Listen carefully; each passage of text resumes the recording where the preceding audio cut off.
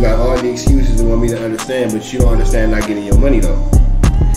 Let me not pay you, you're not gonna understand shit. But you exactly, and that was his argument. But before, like I stress out or have him stress out of it about anything, it's like shit. We can move on to bigger and better things. Cold. Like this view is cool. That's just cool. And a lot of people like it. And originally, it wasn't even the plan. And then, like, you know how you take a break from some people.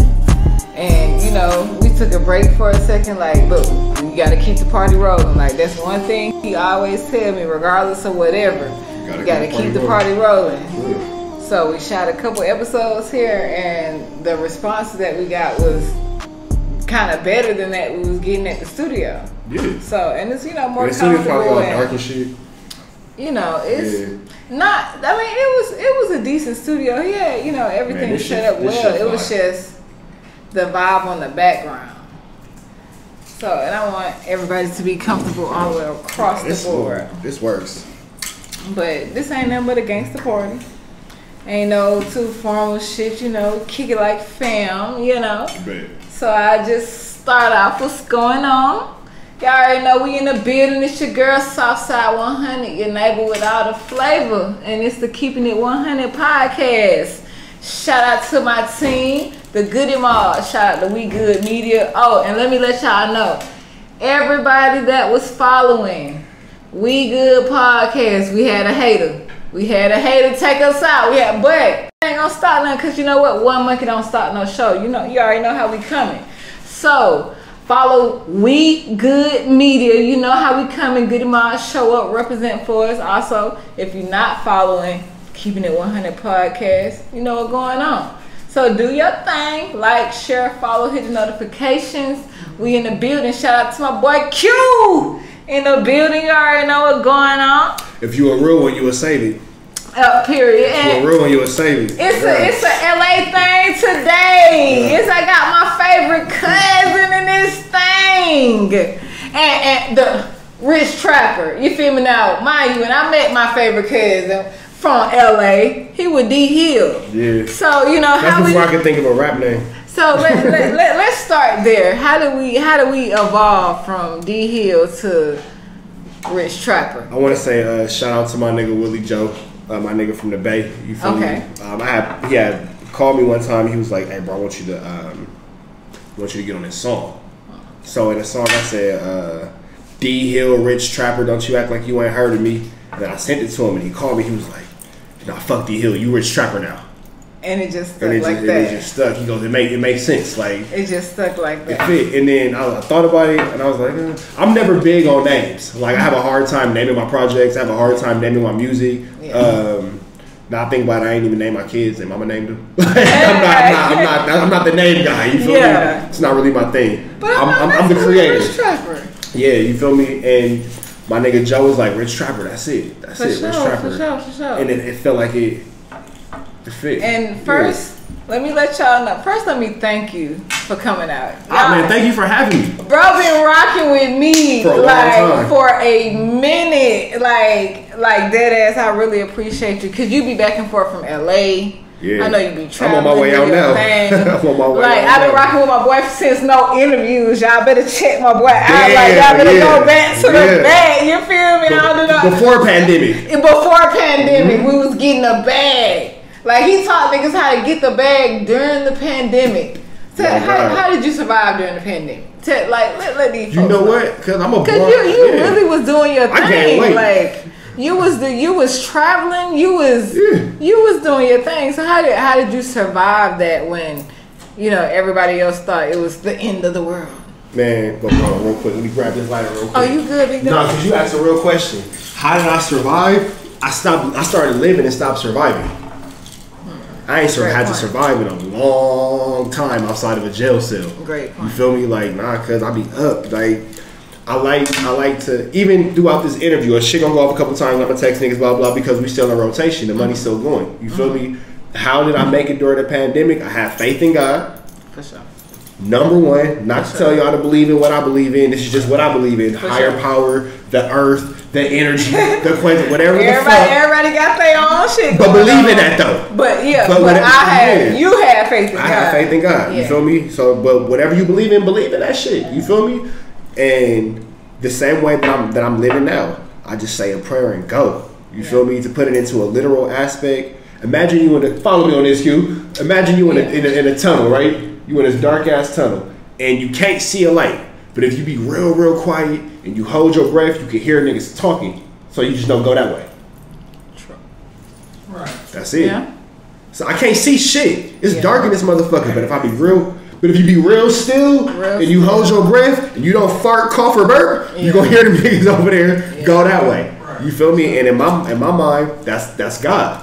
Go that way. You feel me? And you know what I'm saying? Shit. I'm fighting to get my page back right now too. But we gonna still go. We gonna still keep pushing. And we gonna still go because one monkey don't stop no show. Like, but that is crazy. I'm trying to figure out like what do they even get out of that? Like, and, so here go the thing. How do you get your page back? Because I see celebrities go through the Instagram prompts. Go through forgot my password and go through the steps and all that. But my brother called me. He goes, "Nigga, this ain't you, is it?" And I said, "Hell no." He goes, "Yeah, because it make it look like, oh, send 1,000, you can get 10,000, some crazy ass shit." My brother called me. He was like, "Nigga, if you ever had a play like that, you would have called me first, nigga. That shit would be on Instagram, my nigga. It would be on Instagram." But it's fucked up because I'm such a no nonsense business type motherfucker. They gonna get somebody. Right. Yeah. It's not my fault if you got my nigga. I don't got shit to do with me. Block, delete the old page. I'm a trapper, not a scammer. Like, my bro, new page, you know. Oh shit! But shout out to all the Q. Throw me a lighter. Like, I think Nevaeh stole all the bigs. We left with the crackhead lighter. You can't be doing that. You got a lighter over there, Q? But yeah, I have one in the car too. But that's long ass. Look, hey, they getting money over here. We in a skybox. We in a skybox with it. Y'all know what's going on. I ain't you know, you gotta level up. Like you had. Oh no, you good. No, that shit was crazy. We got some around here. I want to say it's one of my beds. Hold on. We have an edit and a blooper every other. You know. Let's show. Oh here go my bed. Hey, somebody got y'all with this one, bro. Because this one got fluid in it and everything, and they not getting it. That's why I be trying to stick with the bigs. Hey, what I've learned, I swear to God, when I go out in public, I don't give a fuck. Judge me how you want to. I don't take lighters in public. All my lighters are at home. You know how much money I counted one time. You know what I'm saying? Because we got Apple Pay and all that shit now. So you can go through your transactions and all that shit. In the year 2021, I spent $1,000 on fucking lighters. On lighters. On lighters. So you can imagine what you $2 here, $1 and backwoods and. Matter of fact, speaking of what's your blunt? I smoke Honey Dutchess. Honey Dutchess. I don't smoke Backwoods. Okay. I don't smoke Backwoods. And you said what? It's still a leaf. Well, I don't know. Is it? Well, you know, a natural leaf wrapper. Yeah. So it's still like the leaf. It's still like the leaf cigarillo. The reason why I don't getting the Dutchess. I don't smoke Backwoods. Boom, it's like a cigarillo. You feel me? I'm an older LA nigga. I'm not no super old LA nigga, but I'm a classic South Central baby. Hot Cheetos with chili and pickle, chili and cheese off the ice cream truck, the corn ladies, some lopez. Come on, my nigga. I just made some corn the other day. They was like, "What, Mom? What's in the corn? Don't worry about it. Don't worry about it, my nigga. It's fire though. It's fire though. Just trust me." And I finally, they just started doing the street tacos down here. They've been doing like regular tacos, but they just started the street tacos. They got this. I can't. Let me see. Out here. And I'm trying to find who got the best one. Go on Buford. I be into this shit. Yeah. Go on Buford Highway. You gotta type in taco truck Buford Highway. I know you go up Buford Highway. And I want to say you get off on Chamblee. Is that Buford Highway's Chamblee? Yeah, Chamblee Tucker. And then you go, it's just a street. You just go straight up that motherfucker. Yeah. It's a taco truck, and it's all the Mexican restaurants, and that's the only place I get Mexican food from out here. But it's authentic because you got to order in Spanish. When you get there, the lady's like, and I just buzz down my order to her in Spanish. She's like, okay, cool. But if you can't get it to her in Spanish, you might struggle. But see, y'all just got on that. Like these niggas treat the birria tacos like they the end all be all. Right, like, we been on that. Y'all, it's an LA thing. Y'all know I still represent the city. We're still Los Lanta. You feel me? Los Angeles by the way of Atlanta.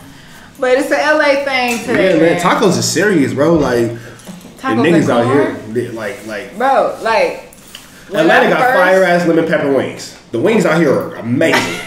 But y'all ain't got shit on the tacos. Tacos ain't hitting, my nigga. Taco Mac is not it. Taco, like they really don't sell real unless you go to Buford Highway or one of those like, you know, Spanish oriented areas. You gotta go. Ooh. I hope that was on camera. I hope that was on camera. My nigga just tossed it. Let it dry. It'll be cool tomorrow. Right. But you got to roll another one today. Right, yeah. My nigga tossed the blunt. Damn. She smacked it and it landed right in her cup. Damn. I hope that y'all. We recording? Yeah. You got to slow motion that part. Already. And that's what happened. But it's cool. Roll up another one, babe. But yeah, man. So that's a sign of a healthy relationship. Hey, that's my nigga. For life. Just roll another one, man. Just roll another one, cause that was meant to happen. We have something called a 20-second rule, and sometimes the 20 second lead to 60 seconds. But like, I try not to ever stress over anything past 20 seconds because it's not gonna change. Like if you like dead ass, like the situation in the moment. That's not gonna change. Give yourself 20 seconds, cuss out whatever, like whatever. Scream, yell, cry, do what you gonna do. At about 25 seconds, let's keep it moving. Cause they say emotional pain only lasts 7 minutes. Anything past 7 minutes is self-inflicted. That's what they say. I don't know who they are, but I roll with it. It makes sense to me. I like that. I like. They say emotional pain only physically lasts 7 minutes. Anything after 7 minutes and 1 second is self-inflicted. And in them 7 minutes, that's enough time to roll a blunt. And by the time you like that, actually just enough time. Just enough time to roll a blunt. I'm telling. It go hand in hand. It's real. It goes. And you know what, y'all? I was finna drink my fucking drink, man. But I'm not finna.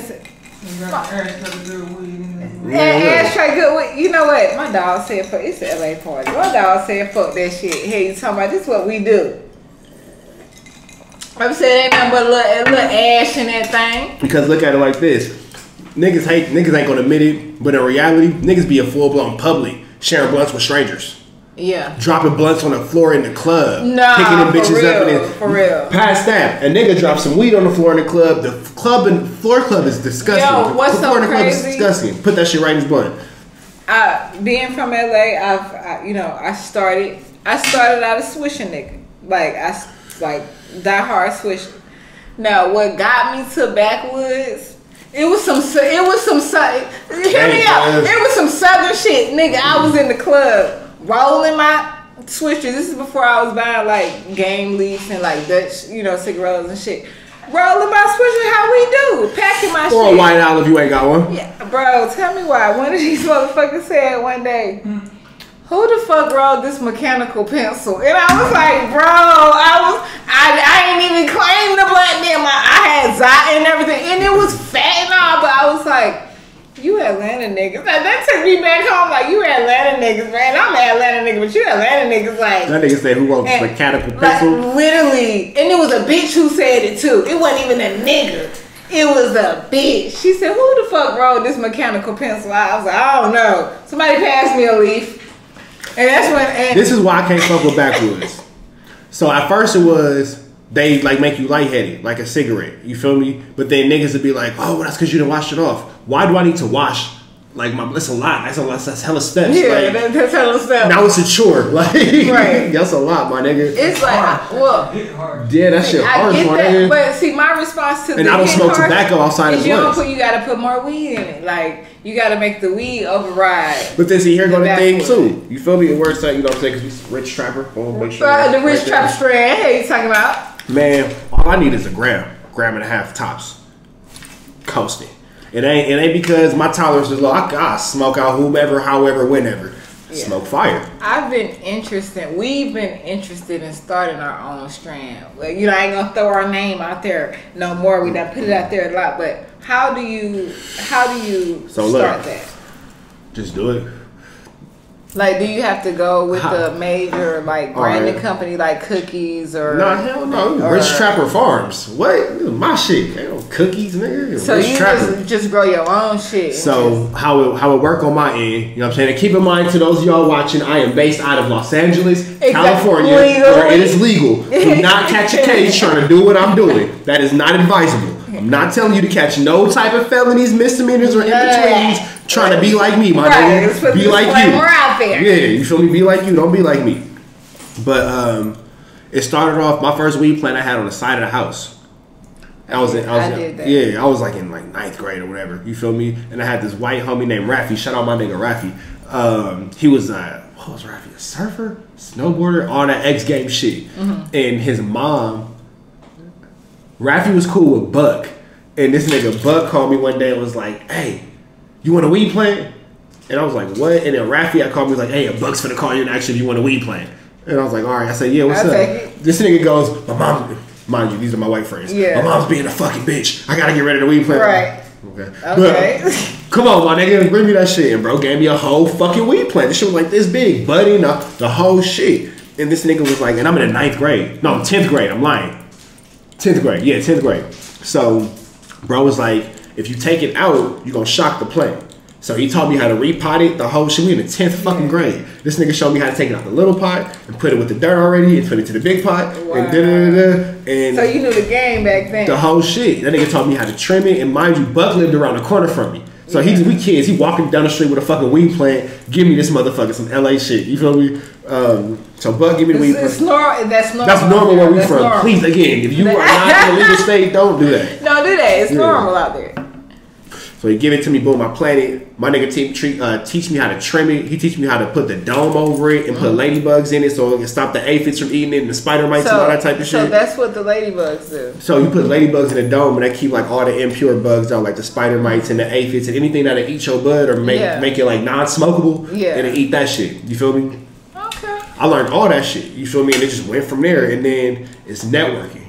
You grow up with weed smokers. Yeah. And then somebody got to grow up to grow this motherfucker. Yeah. And that's the homies. You know what I'm saying? It's just people who I went to high school. It's just, these are the network of people that I fuck with. You know what I'm saying? Because I've always been a weed smoking ass nigga. And I always would say, shit, if I was a basketball player, I probably could tell you where the top training coaches are and all that type of shit. If I was a football nigga, I could tell you all about football camps and shit. But I smoke weed. I'm a weed nigga. Yeah, I'm a weed nigga and I'm a music nigga. Right direction. Boom, that's it. For sure. So the homies grow it, trim it, make it look beautiful. You know what I'm saying? It's a lot of love into it too, and it's a lot of things that people don't understand. Weed takes a while to grow. Good weed take a while to grow. And people try to rush it. Like, what's the average time for? Isn't it like eight? It's 2 years to perfect this. To perfect it. Because I'm thinking 8 to 10 months. To perfect it, to get it how we wanted it. You know what I'm saying? It takes 2 years. You know what I'm saying? Because the first time you grow it, unless just Jesus just full blown took the wheel, it's not gonna come out perfect, my nigga. You know what I'm saying? It's still trial and error. Oh, well, it might have been too cold, or it might have been too hot, or you might want to cross it with this plant. You know what I'm saying? It's a good smell, it's a good color, but it's not quite strong enough, so we're gonna cross it over here with this. Oh, now it's too strong, so let's go cross it back over there with that. So it takes time with just playing with developing a formula. As being black people, we know what ready look like. Yeah. When you cooking, you know what chicken look like. You know what ready look like. Yeah. At 17, did you know what ready look like? You had an idea what ready looked like. You know what I'm saying? But you might have to finish it in the oven. Yeah. But now being grown, you know what ready look like. Now I know what ready look like. You know what I'm saying? That's it. But you also learned that you can't start off with a super high heat. You might got to start off with a lower heat to fry the chicken evenly and blah, blah, blah. If you're not really sure what you're doing, it's the same thing with growing weed. You got to take your time through each step. Yeah. And I say this too, this is going to fuck off a lot of niggas' traps. But if yo, legal, non-legal, blah, blah, if your people are having new strains every week, all that nigga doing is selling you the same weed with a new name. Yeah, because weed don't grow that fast. Because weed don't grow that fast. And like the Cookie Boys and the Jungle Boys, they'll put it out there like that. They was like all this different shit. Like they was like all these 18,000 different runs. It's not it. It's all the same shit. Y'all niggas get tired of looking at the same bag. Yeah. So we're gonna give you a different bag to look at. That's all. Weed don't grow that fast. Imagine if you was growing apples. It take a minute for an apple to grow, my nigga. Even if you already got the tree, we know certain times of the year the apples just don't grow, my nigga. Yeah. So you want me to rush this and whatever. So now what is this apple? That's like even dogs in heat. You got to catch that 3 times a year. That's how nature works, period. You feel me? Nigga, we not selling coke. Like, nigga, we selling growable weed, my nigga. You feel me? Shit that's all you gotta do is put it outside and really God can do the rest. Yeah. So, you know, niggas is so antsy on wanting all this variety. You kind of ask to be, not even saying kind of, you are asking to be finessed. You told that man, hey, I have the common sense to know that you can't grow a flower in a week, but I expect you to grow weed in a week and give me a new flavor. So do you think with weed being legalized in more places, do you think it's harder to get now? Like the more it gets legalized? I remember when California only had recreational weed, or I'm sorry, medicinal weed. Yeah, my nigga not gonna throw that one. We ain't gonna throw that. Here, bro, make sure I ain't pocket your big. I remember when California had medicinal weed, you had to get your card and all that type of shit. That was the best time for me because I could go into the shop, man, let me get an ounce of this, get an ounce of that, get an ounce of this. Where we at? Quarter pound. Let me get 2 more of these. We got a pound? Yeah, okay, cool. Yeah. And then I'm good, my nigga. I'm a mason this jar and fuck up. I remember he went to Cali and showed. Now you can all you can get is an ounce. That's it. They do. Like I just came from Puerto Rico and I believe it's legal out there as well. But when I say it was so locked, shut down to get weed out there, I'm like, then you would think the more legalized it is, like you could just walk in and get it. I say it's harder now to get good weed.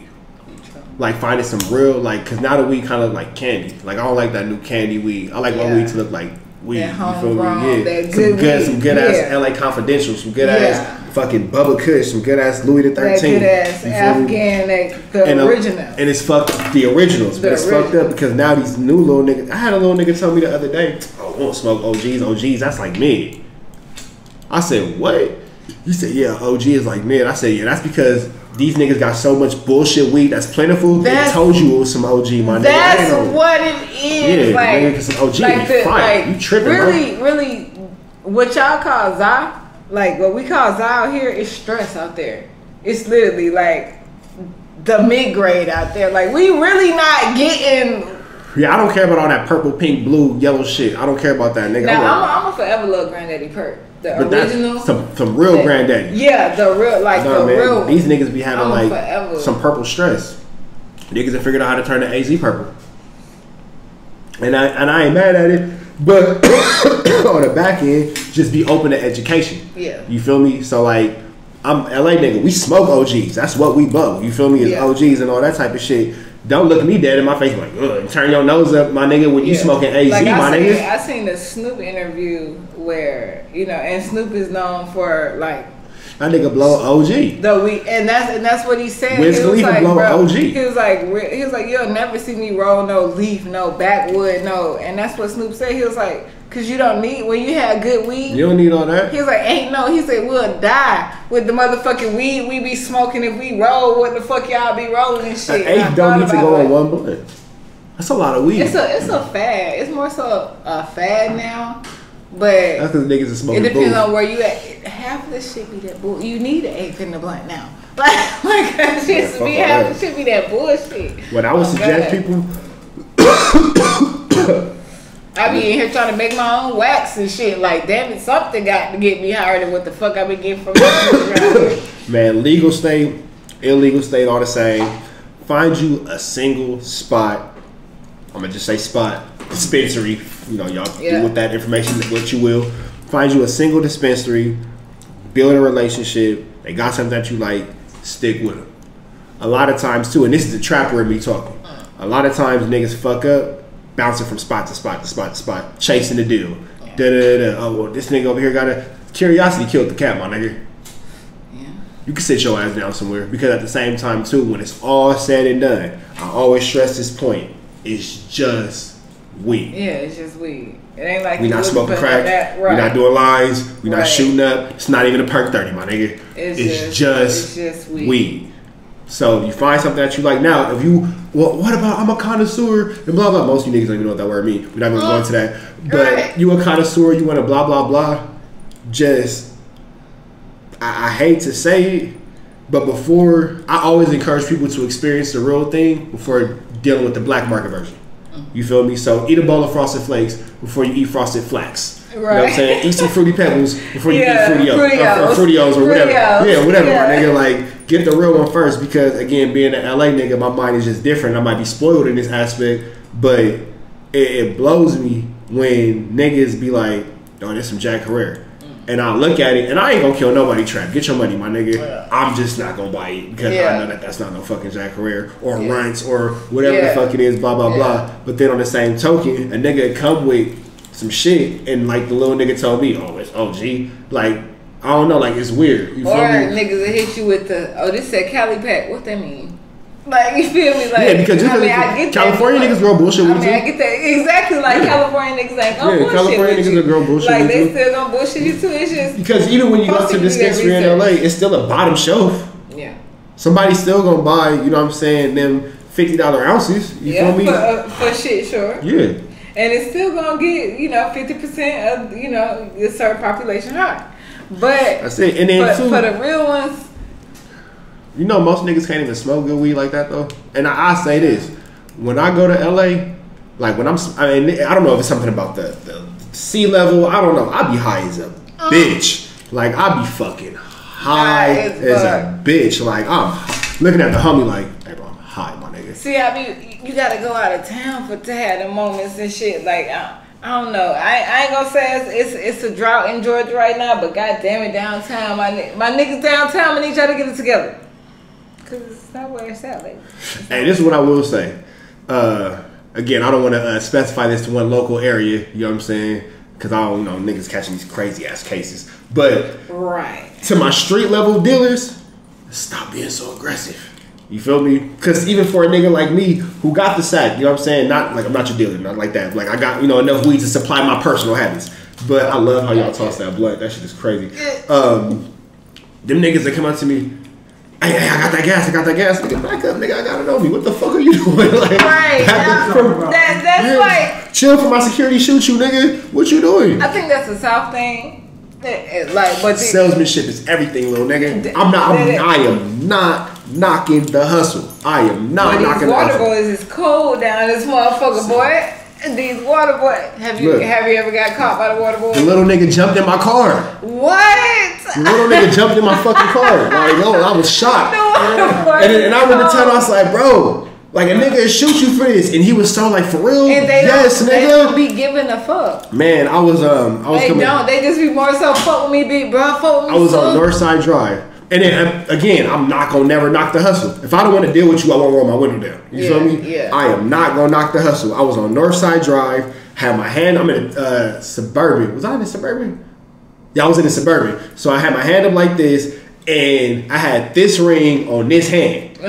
The shit hit, and it pounded. The little nigga looked, but I seen the sun hit that. I knew he was coming. I ain't even mad at you, my nigga, because I would have ran down on me too. Right. Like, oh yeah, that nigga right there. Yeah. He gonna fuck with He gonna fuck with me. Boom. Cause it don't need to be about water half the time. It's like you could be robbing me, little nigga. Right. You could be in Linux with a pistol trying to snatch my bags and all that kind of shit. That too. So not the water boys. I'm just saying not the water boys, but you know what I'm saying. So I fuck with you, little nigga. Now I will say this: get your ass out the fucking street when traffic is coming, my nigga. That's dangerous. But they be tripping with that one. Like, so you know the Suburban got the step, and then you can step onto the car. The nigga had my window down, and I get a little nigga. Did you record this? About the older nigga trying to take the 20 from him. Did you recorded one episode about the water boys? When you recorded one thing. No, it was the one where the older nigga that wasn't a water boy tried to take the 20 from the little nigga, and I was like, nah, bro, that's that nigga shit. Like, what you doing, my nigga? Yeah. I done had that happen. So like, just some random like older kid just comes out of nowhere, like, get that. Nah, my nigga. Like, let me get that. Like, nah. Nah, my nigga, bust that down to. But it was 4 of them. So what happened was, it was 4 of them little niggas. I say, here go a dub. It's a gas station right there. Y'all go all bust down $5 a piece, my nigga. You feel me? And then the older kid came.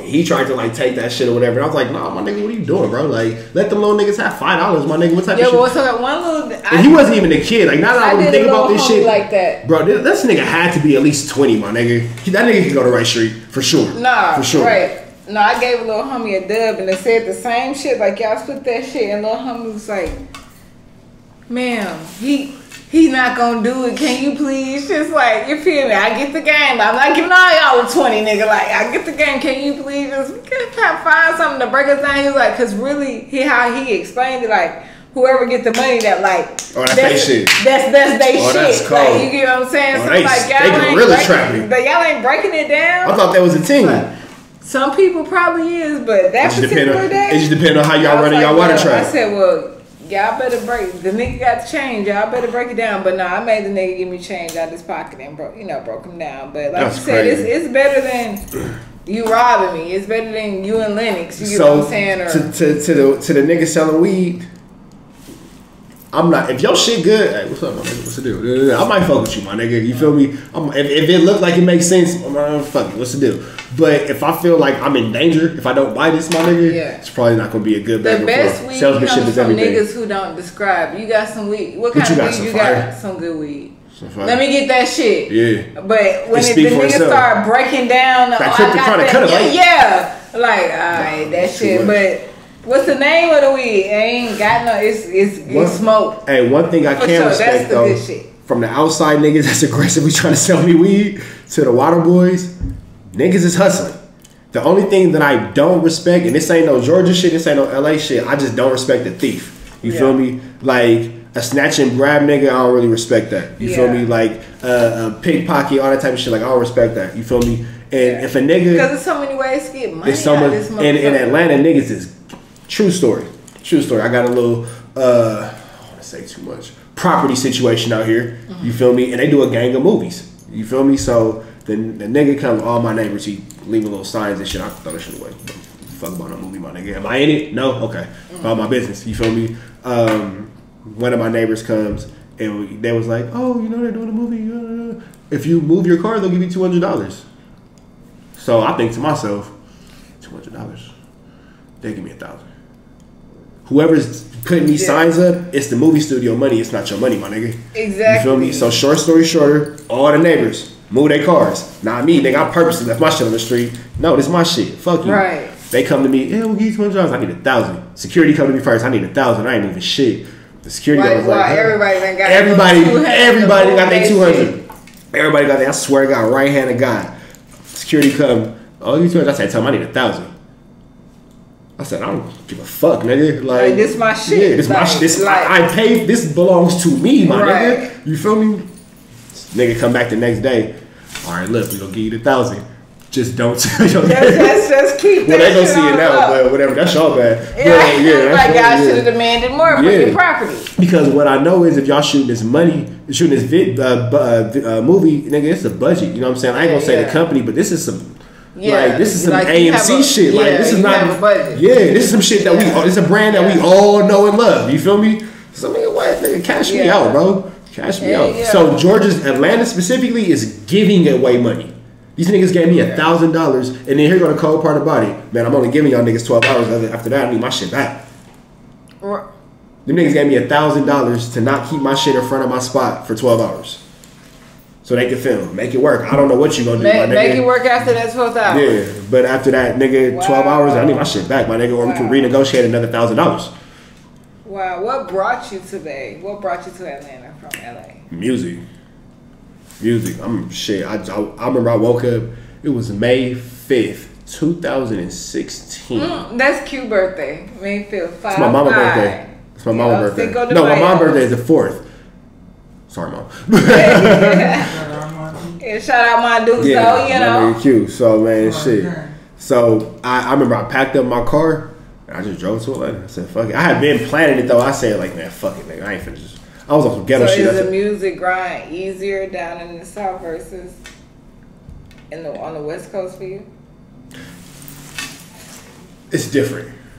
It's different. What I can say now is I've learned how to connect the pieces. You feel me? So I come to Atlanta, I do what I gotta do, and then the homies in LA is like, okay, bro, I see what you're doing. And then I go back to LA, and they're like, you know, we making it work on that end, and the homies in LA are like, okay, bro, I see what you're doing. And then it's just like a gang of ping pong, back and forth, you know what I'm saying? Because I'll be lying to say that after now being in Atlanta, I came the first time out here in 2007. You know what I'm saying? That's the first time I came out here, so I would be lying to say that the culture of Atlanta hasn't influenced my thought process of getting money. my, you know what I'm saying? But your sound is still is straight LA. Like your sound is LA. But then I've learned to just be more.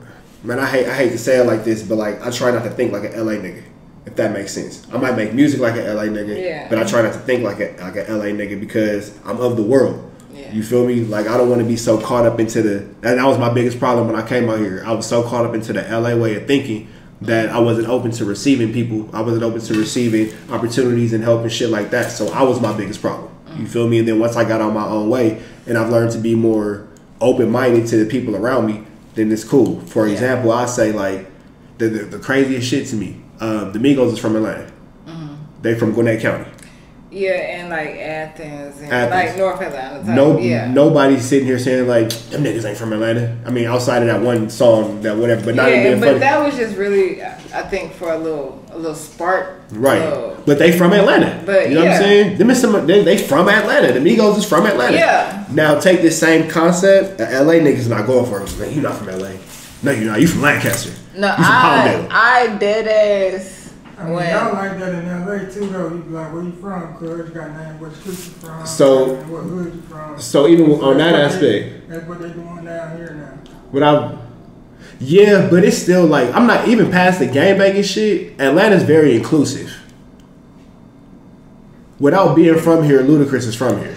Yeah. Without being from here, Gucci Man is from here. Like me, without being from here, I'm from here. And then at this point, shit, like damn near, give me 10 more years of just being here. Like yeah, I guess so, my nigga, because I've been here. You been here longer than whatever. Honestly, LA is more so inclusive because like when I go out to LA, just by me being here for so long, and I always rep my hometown, and I always, you feel me, like I might say Los Lanta, but I'm always from LA. Like the niggas, the bitches in LA, it ain't even more so the niggas. The bitches in LA, like, bitch, you not from here. Like I don't give a fuck. Like and you moved. Like they feel like once you move away, like you're not from here no more. Especially if you stay years away.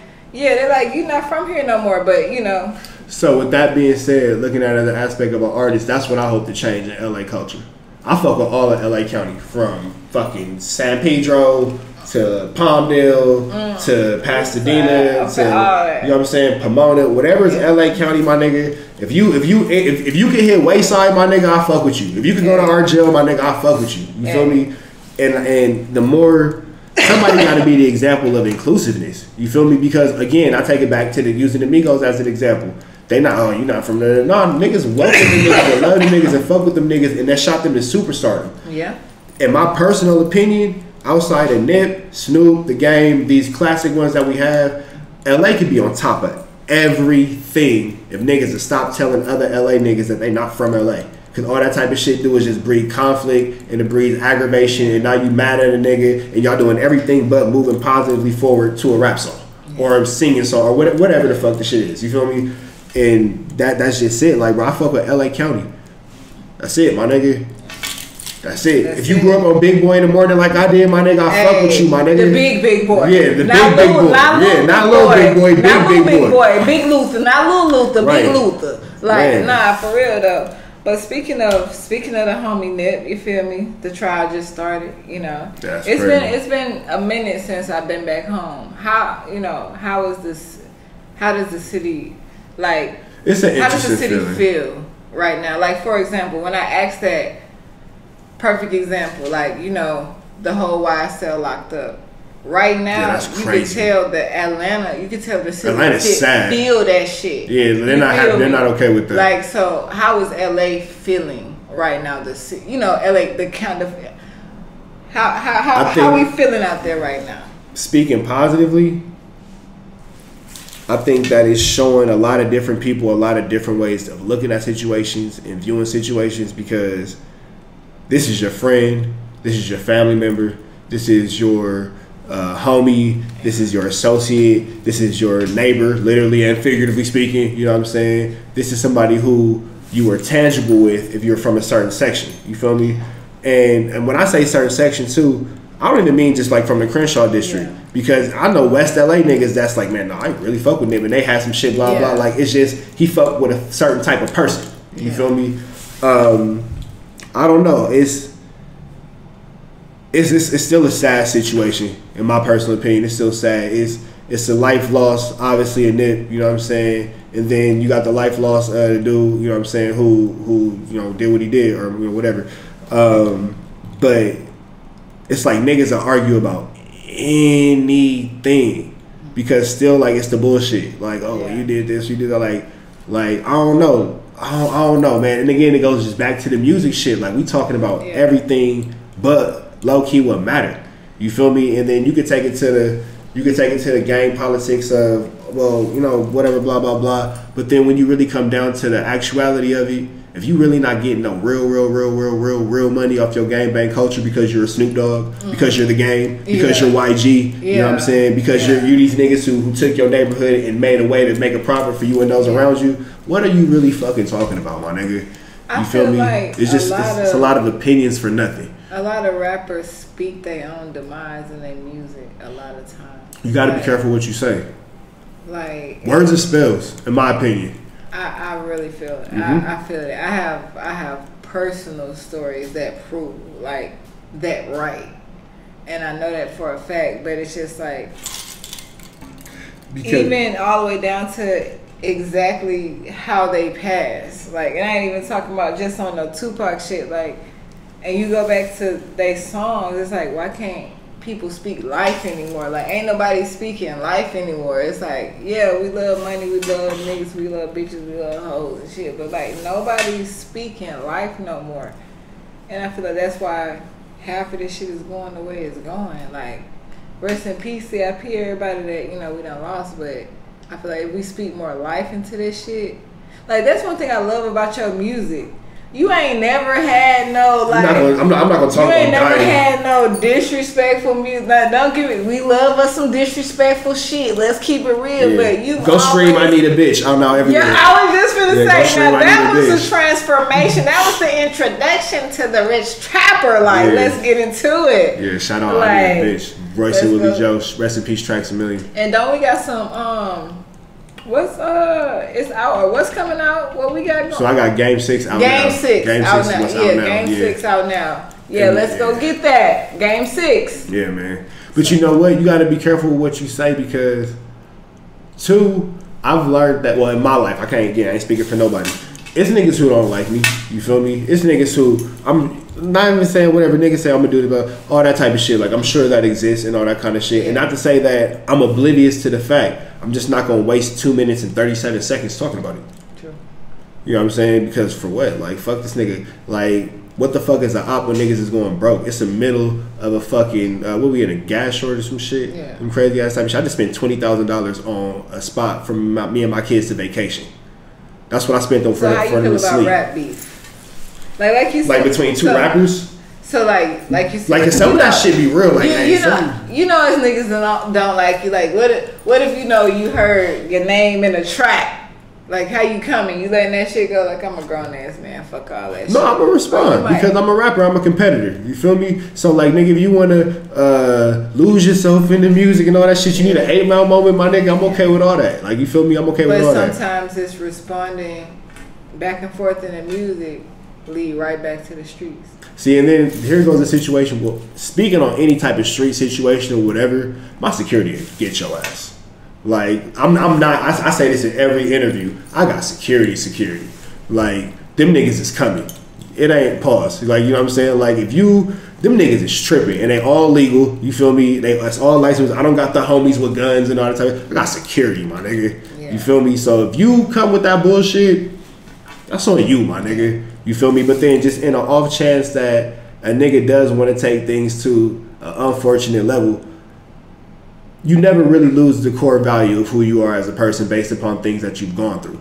So despite the fact that, you know what I'm saying, shit looks great now. You know what I'm saying? It's all the kids look cool. You know, in private school they're so adorable. I love my kids, blah, blah. And we go in these villas and, you know what I'm saying, we make all these songs and it's grounded as a great rapper life. I am still who I am. You feel me? So I always, especially now as I've gotten older, I walk away. You know what I'm saying? And nigga, if you can't, if I say something, if you say something about me on a song and I say something back and you took it too far, my bad, bro. My bad, bro. Okay. My fault. That's my bad. Don't talk about your baby mama. She bitches though. My fault, my nigga. Right. You feel me? For sure. My bad, my nigga. Most people not gonna man up and do that shit. And here's the reason why. Like fuck you and your baby mama. Man, but then here go the thing though. Like I don't welcome that type of energy because I really come from that type of life. Yeah. I do not want to go back to that type of shit. You feel me? I'm cold out here. It could get ugly, my nigga. Yeah. But I would much rather for it to stay neat and clean. Exactly. You feel me? So, it's for what? I got kids. I'm getting a gang of money. I'm living a dream. I'm doing interviews and shit. You feel me? I went from I don't want to do no interviews to doing interviews. You got it, my nigga. Yeah. You got it, my nigga. Like I'm not gonna engage. And then I even say this. I will walk the fuck away. Bitch ass nigga, you're this, you're that. Okay, that's fine. I'm gonna do it walking back to the bank. And please just don't approach after my walk away. And please just let me walk away. Would you rather stay independent versus? No, I want a deal. Give me some money. Give me some money. And this is why I'm not mad at a deal because I already got some money.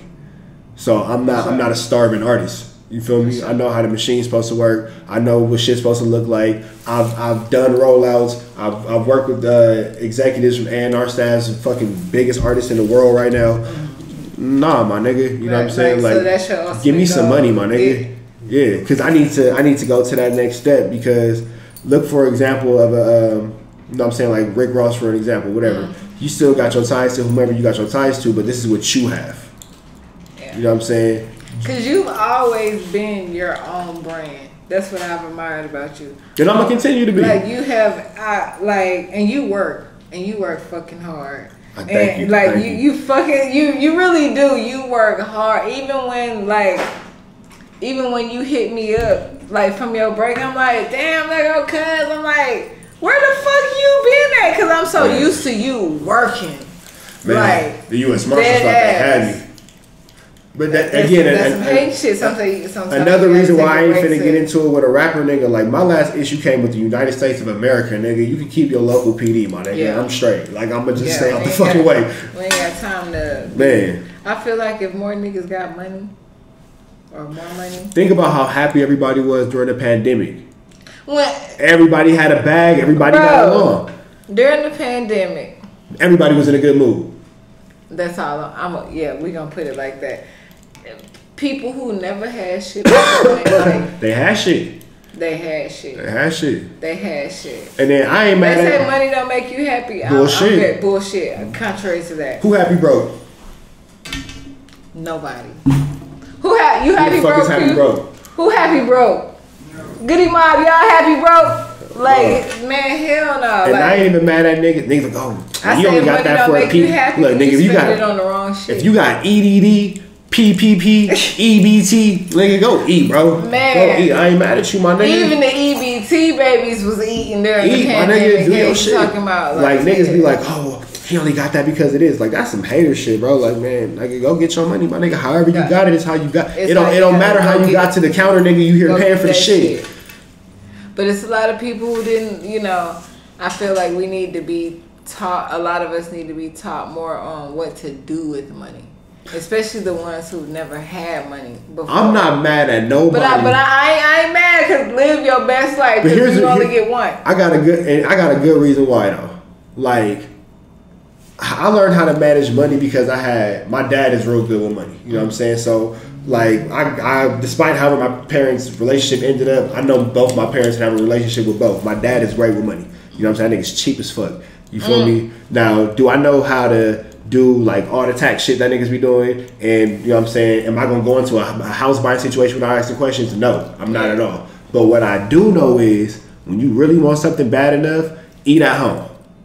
Man, I have learned. You know what? I seen a meme that said recently that said, now that I'm grown, I realize it is food at home. My mama wasn't lying. It is food at home. If you really want something bad enough, eat at home, my nigga. Don't stay out the mall. Like that's my problem because I can't stay the fuck out of the mall. Like boutiques, mama shop at home. I'm real good with that, but then I get to admit. See, my whole thing is I can stay out, but then once it boils up and I have to go, I'ma go. Man, and it's still gonna be equivalent to if I just went once here, once there. Like My shit is ridiculous. Like, I'm big in fashion. I love to get dressed. I love clothes. You know what I'm saying? You gotta be fly out here. Shout out to Rich Trapper Clothing. Yeah, man. I got some new shit coming this summer too. I can't wait to go back to LA and work with some of the designers out there. But man, I get real, like, I go through phases type shit. You know what I'm saying? So like right now, I've been hanging on to Versace for a minute, but I really like the fabric. Versace make clothes. Like, pay attention to this type of shit. Gucci Armani has great fabric too. Like, people be sleeping on it. I gotta go check it out. Armani has a really great fabric for the niggas who want to get fly but ain't gotta pay Gucci money, but you can still get there. Armani will put you in the game, that is, and that shit lasts. I've had some Armani shit for like no flex 10 years. Yeah. And it maybe like last year type shit. But yeah, that shit will put you in the game. You have to go with quality. I learned that different designers, and then I take this into my own fashion shit. Different designers make certain shit. Gucci make bags. Yeah, they sell shirts, but Gucci make bags, nigga. Yeah. Louis Vuitton make bags. Yeah, they sell hoodies, but Louis Vuitton make bags. Yeah. Dolce & Gabbana makes clothes. Yeah, you sell bags, but you make clothes. Versace sells clothes. You might make bags, nigga. You sell clothes. And you gotta learn that shit. Like, that's true, you know. Yeah, different. And if you look at that shit like that, you know where you shopping for what. You feel me? Yeah, for sure. Like, I'm not like. Y'all need to take that gym in, because that was a good one. Quiet flex, for sure. Nah, for sure. Because on some bag buying shit, I would never buy a woman a Versace bag.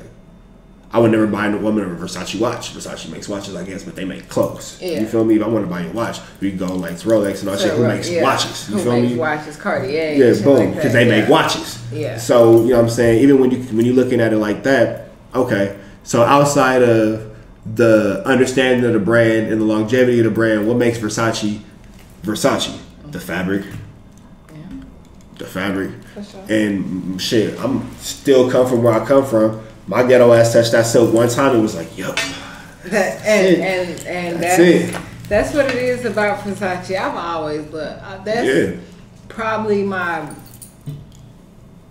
biggest name that I fuck with. I've never been like too big on Gucci.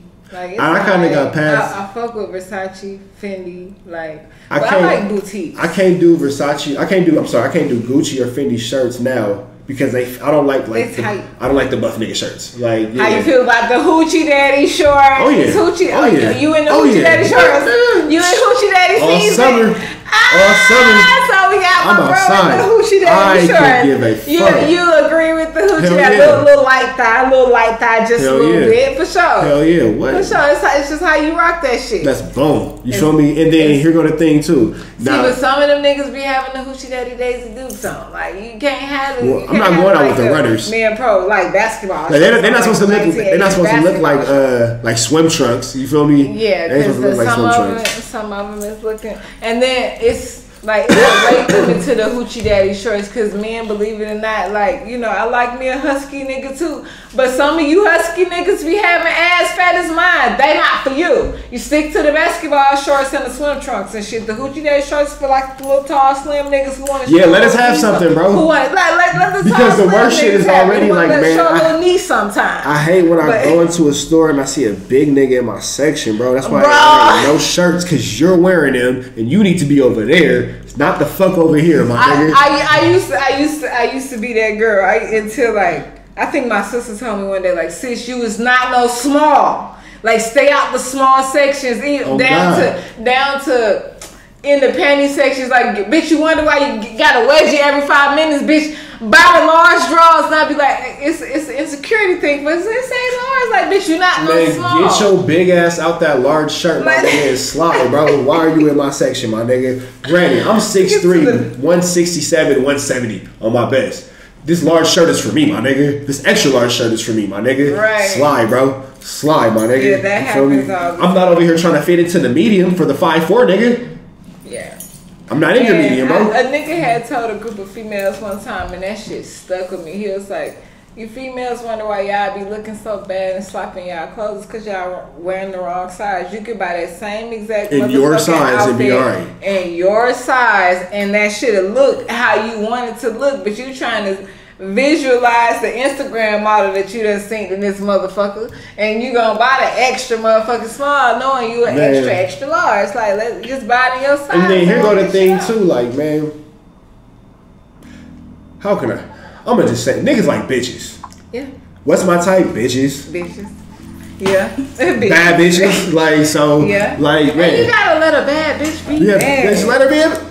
You gotta, like, Come on, man. Insecure nigga. You gotta look like, why did you get her? If y'all haven't already did it, shout out to the Goody Mob. Comment. Let me know that you here. Like, share, hit the notifications. F with me, cause I F with you. So yeah, man, back to it, bro. But yeah, where we was at with? I forgot. I ain't even gonna lie. Man, but my sisters and my babies back. Shout out to the squad. But yeah, how long? What the fuck are you talking about? I forgot. I can't remember. Shit, it's a gangster party. Yeah, keep this party going. But now, how long you been in the city though, fucking with Atlanta? You said since 2007 is the first time I came out here, and then I stayed for 8 months, and then I've been coming back and forth ever since. But I really appreciate Atlanta. I appreciate everything that. How you doing? I just think it's rude not to speak. My bad. Oh yeah, that's my sister. You know, she from LA too. You see what I'm saying? It's the whole LA. Yeah, it's just rude. Like I can't not speak. You feel me? Yeah. Bye. But nah. So you know what I'm saying, I've been coming back and forth ever since then. And the best part about Atlanta for me is just the freelance opportunity. You know what I'm saying? And a lot of things that I see in Atlanta or have already seen in Atlanta, I now see other places. You know what I'm saying? Niggas don't get mad at me when I say this shit, but it's certain underground situations that I've seen start in Atlanta that I know for a fact started in Atlanta that now we're number one trendsetter around this thing. Don't get it twisted. But that's not taken away from everybody else that said trends too. Right. Yeah, Atlanta is a very trendy city, for sure. Atlanta, our shit just stick. But I can tell you what it is. Atlanta support Atlanta. That take it back to what I was saying about the music in LA and all that kind of shit. Like, niggas ain't so caught up on telling somebody they not from Atlanta or you're not this or you're not that or whatever. Everybody is letting everybody just be and then supporting them as they be. Yeah, that I can't say that. Look at how the whole city got behind Young Thug. Nobody's saying, well, he's from this part of Atlanta, so fuck him. Or no, the whole city. You know what I'm saying? It's just simply like that. The whole YSL can't free those guys because that's a crazy ass situation. But that's all that is. Is gang. All that is gang injunctions. Though that's the LA shit we already had. Gang injunctions. And like, do you feel like you have to watch what you say in your music? Well, do you feel like these folks really be like? What?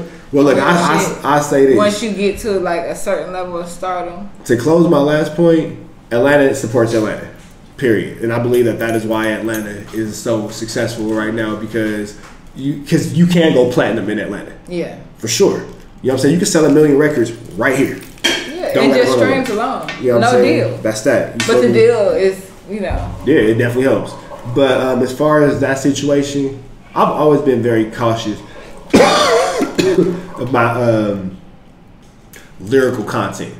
You feel me? That's always been a thing to me. But then at the same time too, this is the first time in my rap career where I'm not on probation. And shit, I just got paperwork. So I got paperwork 2 weeks ago. Kind of more free to express yourself. But shit, I ain't finna express that. Like nah, my nigga.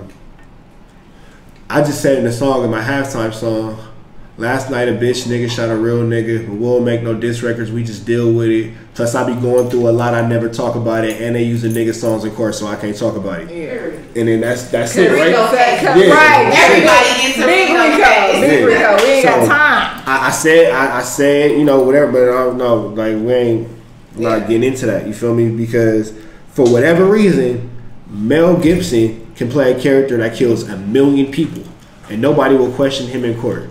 You feel me? Nothing against Johnny Depp because that was the funniest court proceeding that I've ever seen in my life. But Captain Jack Sparrow was a fucking drunk, and she was a lunatic. Yeah, but you know what? Captain Jack Sparrow wasn't brought up in court. They didn't bring up none of his. She was a real life Harley Quinn. Man, remember? Like seriously. Remember Blow? The movie Blow? Yeah. That's Johnny Depp, nigga. Yeah. Blow was one of my favorite. Who in the courthouse sat there and convicted him of being a coke dealer? Nobody. So why are these niggas killers?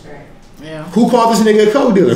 This nigga moving that shit from here? Yeah, this nigga got a plane. He all kind. Who the fuck is moving coke on a plane? This nigga. But nobody brought it up. But with certain shit like that, they can argue that Well, it never happened. Nothing like that. No, so, like as far as like with Blow, Johnny Depp was actually like depicting the actual person. You feel me? So why Young Thug not just talking about a nigga he knew in his neighborhood? Because he said hi. A couple of times he said I shot the gun, I pulled the strap. But well, look at it like this though. All right, even with the same argument, Plies rapped about his brother like it was him forever. Who? Plies rapping about all the shit that he did, but it was his brother. To this weak ass verses, we thought Omarion could sing all these motherfucking years. No, we thought Ray J could sing. No. We thought Omarion could sing because we knew Ray J couldn't fucking sing. We knew that. Girl, that nigga said.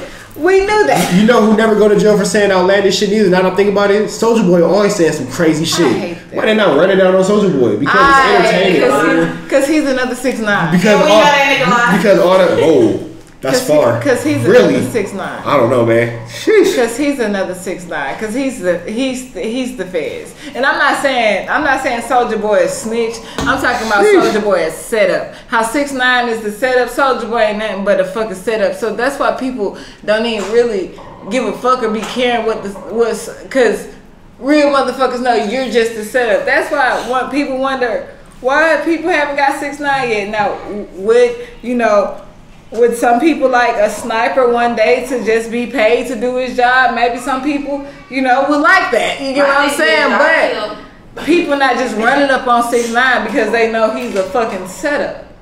Like that's 6'9" is a federal case waiting to happen. Yeah, Soulja Boy is too. That's what I really believe. But 6'9" a little bit different because 6'9" actually went to court, testified. Did his time, got out early, and still on the bullshit. Because he's a federal case. Yeah. If you touch, I guarantee anybody who off 6'9" or touch it. Yeah, that's why they don't fuck with him. Because he's a federal rat. That's why they don't fuck with him. He's a federal rat. That's why. So with that all being said, so I don't get into a rappers. But as far as that, that snitching shit go. With that being said. It took 6'9" is It took about 20 years for alcohol karma to come back around. So eventually, and he ain't the only nigga that shit done came back around. Eventually, You know what I say about the whole snitching shit? 6'9" is a snitch. That's black and white. But I just want to, because the comments is crazy. You feel me? So let me just make sure to make that black and white. Black and white. Yeah, black and white. But what I've learned about snitching. As I've gotten older, and this is the business side, this is not the street nigga, this is not the nigga that chased the ice cream truck, this is business minded. Snitching,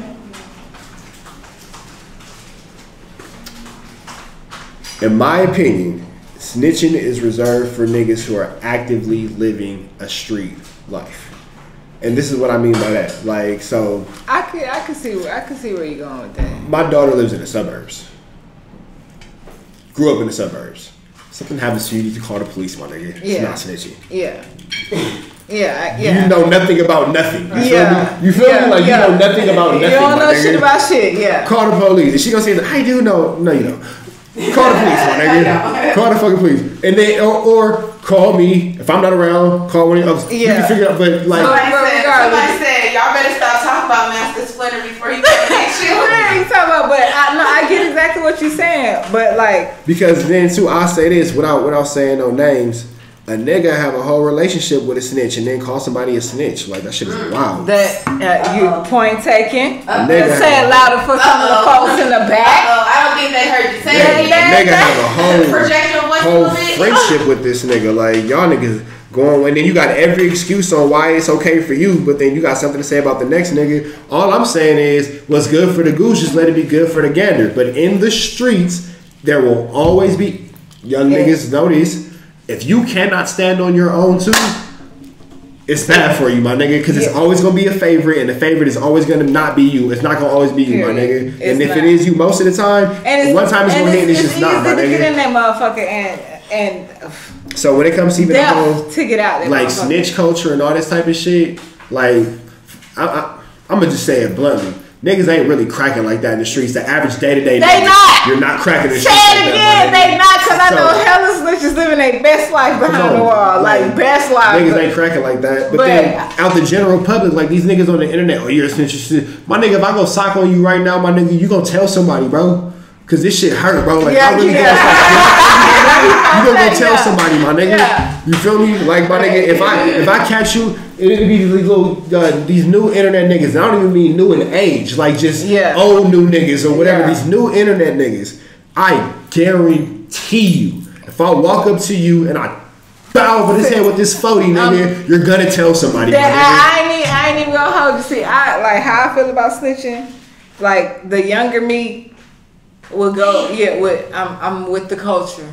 The older me, before I say what I'm gonna say, is number one, let me just say I'm not even gonna put myself in a situation because I'm telling. I'm not going to jail for nobody. But I'm not there. I'm not before I have to be there. Like before I have to be there, I'm not going to jail for nobody. So I'm not gonna put myself. But you know what? Let's talk about that too, though. But if you put me in the situation, bro, if you don't get yourself out, I'm gonna get me out. That's period. I'm gonna get me out. Street niggas. Here goes another one. Now I'm gonna mind my business, but I'm not taking no time for. You're going to have to. You're gonna have to. She gonna tell on you, so don't hit no licks with her. You're gonna have to. I'm too old to go to jail. Hold on, wait a minute now. No, I'm around for mine. You're gonna shit though. I'm around for mine. I'm not gonna put myself in a situation. I can honestly say I ain't never went to jail for nobody but myself. The stupidest thing that you could do, I can honestly say, I have never had a co-defendant crime me, whatever the fuck y'all niggas call this shit when you go to jail with your homie. But I have. See, fucked up right there. That is what you fucked up. If you did that same thing by yourself, you probably would have got away. Exactly. And that's where my I ain't gonna tell on me. You're not gonna tell on you. I've seen, and not even myself personal, I've seen so many situations where even if you, with co-defendants, even if you not snitching or telling on the person, a motherfucker won't even hold their own motherfucking weight. A motherfucker will have you or whoever go down with them just to ease up on it. No, fuck that and fuck you. Like fuck that. With that being said, with that being said, I'm not gonna put myself in this situation. But if you put yourself, if you put me in the situation, no crime me can't tell on me. No face, no case. No crime me, you can't tell on me. No crime me, can't tell on me. Can't tell on me, my nigga. Who was there? I don't know. Was you there? I don't know what the fuck you niggas talking about. No crime me, can't. You know, that TikTok, it's that, you was with Lil Rob. Who? Who? Rob who? He dropped a black car. Do it. Shit, I heard you was with Jew. Jew who? Jew. Lil Jew. I don't know no Jew. You talking about Lil Jew? No, I don't know no Jew, man. But nah, it should. You can't put yourself in. You can't put yourself in situations. And then this is what I say too, and I hate to say this, and this is probably this is. I hate to say it, but it's true. Hold on, but before you say, don't get it twisted, motherfuckers. I'm gonna hold my weight. If I do something, most likely I'm gonna do it by myself because I've learned also that a motherfucker's gonna tell on me before I tell him. And then I was just finna say, in my cases, I've been told my own motherfucking weight, but I will not. I refuse to go down for a motherfucker not holding their own. When them niggas, every time them niggas came and got me, well, except for the last time, that shit was whack. But I always got told on, like. I remember this one situation. Niggas just told on me. Like, that shit was wild. Like, that shit was wild as fuck. And I'm like, after all this, you told on me, nigga? Right. Like, what the fuck, bro? Like, after all this shit, niggas had all this back and forth. You told on me, nigga? Yeah. I mean, but you know what, though? Yeah. Because I was on them boys. Man, you had to get me out of there some kind of way. Asking, I'm pretty sure that I'm letting y'all cussing y'all about that later. But what part of California are you from? South Central. What part? Crenshaw District. The Shaw. You know. For sure. You know. Shout out to Crenshaw, shout out to Tori, And then, all right, so look, back to the other question about the snitching shit. So if you're actively involved in crimes, you feel me? Like, you just got to take your time. Take your shit to the head. Because that's what you chose to get in, and that's the game that you jump in, and that's the life. If you're not actively involved in crime, this is the responsible adult in me. If you are riding with your friends and they start shooting out the window, well, number one, nigga, you knew what kind of friends you had. Yeah. That's your accountability. But then number two, like you said though, make sure you with some respectable niggas, because the real G's, if they know you're not involved, they're gonna make it clear that you're not involved. You feel me? So just handle your shit, or just be around good, law-abiding citizens. The real G's, because it's a lot of folks, especially like our youth. You know, I know some young niggas popping. I know some young niggas cracking. Like, I know some young niggas about that shit. But I also know a lot of trays from boys in the hood who hang with these young niggas. Like, so you should be the real nigga and be like, bro, you a tray. See, I lighter. Like, you feel me? You gotta hang out. You're not about that shit. But they'll rather. You gotta hang with like-minded individuals. I hang out with industry executives because that's where my life is. You know what I'm saying? I'm not. Like, don't get me wrong, you know what I'm saying? And I love and support my homies and all that kind of shit, but certain situations you'll just never see me in. Yeah. Because why? Because, nigga, I'm fucking worth too much. Yeah. I'm not gonna be here, my nigga. Yeah. Don't, that's how I feel now. Don't misinterpret it as me being too good. Interpret it as me understanding that this situation will lead to a detriment, my nigga. Yeah. Standing right here doing this at this moment, this could go left. Yeah. This really is a possibility to go left. Yeah. Now I gotta blah blah blah, and then everything that I work for is no longer here because I'm not taking no L. Yeah. Because one thing me and my sister don't put me in a situation to up the score, my nigga. Like, come on, bro, don't do that to me, my nigga. And my sister tell each other all the time, bitch, we doing a good job. Bitch, we doing a good job. And it's like an inside joke, but no, we be dead for real. Like she'll tell me, we could get in situations, and really now we've grown situations. It be our kids now that get us in shit. But neither here or there, but being around like-minded, she not gonna let me get in shit. That's it. Like it gets to a point we all got been in jail. It's not even worth it. It's so like in depth at this point. Like, I'll feel a funny situation before the situation even happens. And then you will look on your citizen app and so they got done over there. Hell yeah. And I'll be like, no, because you old enough to know. But you on my heart and you need to move. We won't even let it we all grown enough now to know what a cracking club look like and a couple of attention look like. Right, even to get hit with a ball. Right, it's time to go. I ain't even the nosy one. I ain't even trying to record with my phone and none of that shit. And that's the part of being grown. I'm not staying to see what happened. I'm finna go. Let's go. Like, I ain't got time for it and shit, cause I watch on the internet, my nigga. Cause somebody got no fucking phone. Yeah, somebody got no phone. ATL Scooper had you scared to go to Atlanta. That shit crazy. Atlanta had you. It ain't even ATL. Atlanta had you scared to go to Atlanta. You know what? I really don't think Atlanta's that bad. It's not that bad. Atlanta amazes me. The shit. Maybe because I'm from South Central, I'm just stay out of folks' business. Amazes me. Like, for example, like Grand Theft Auto. It's like based out of like Cali. No, but you can't the shit you see on Grand Theft Auto, you see on the streets. But here's the thing too, though. Like, every day in any hood in America, if you go into the gas station and you leave your keys in the car with the car ready, somebody's probably gonna take your shit. Listen, Atlanta is different though.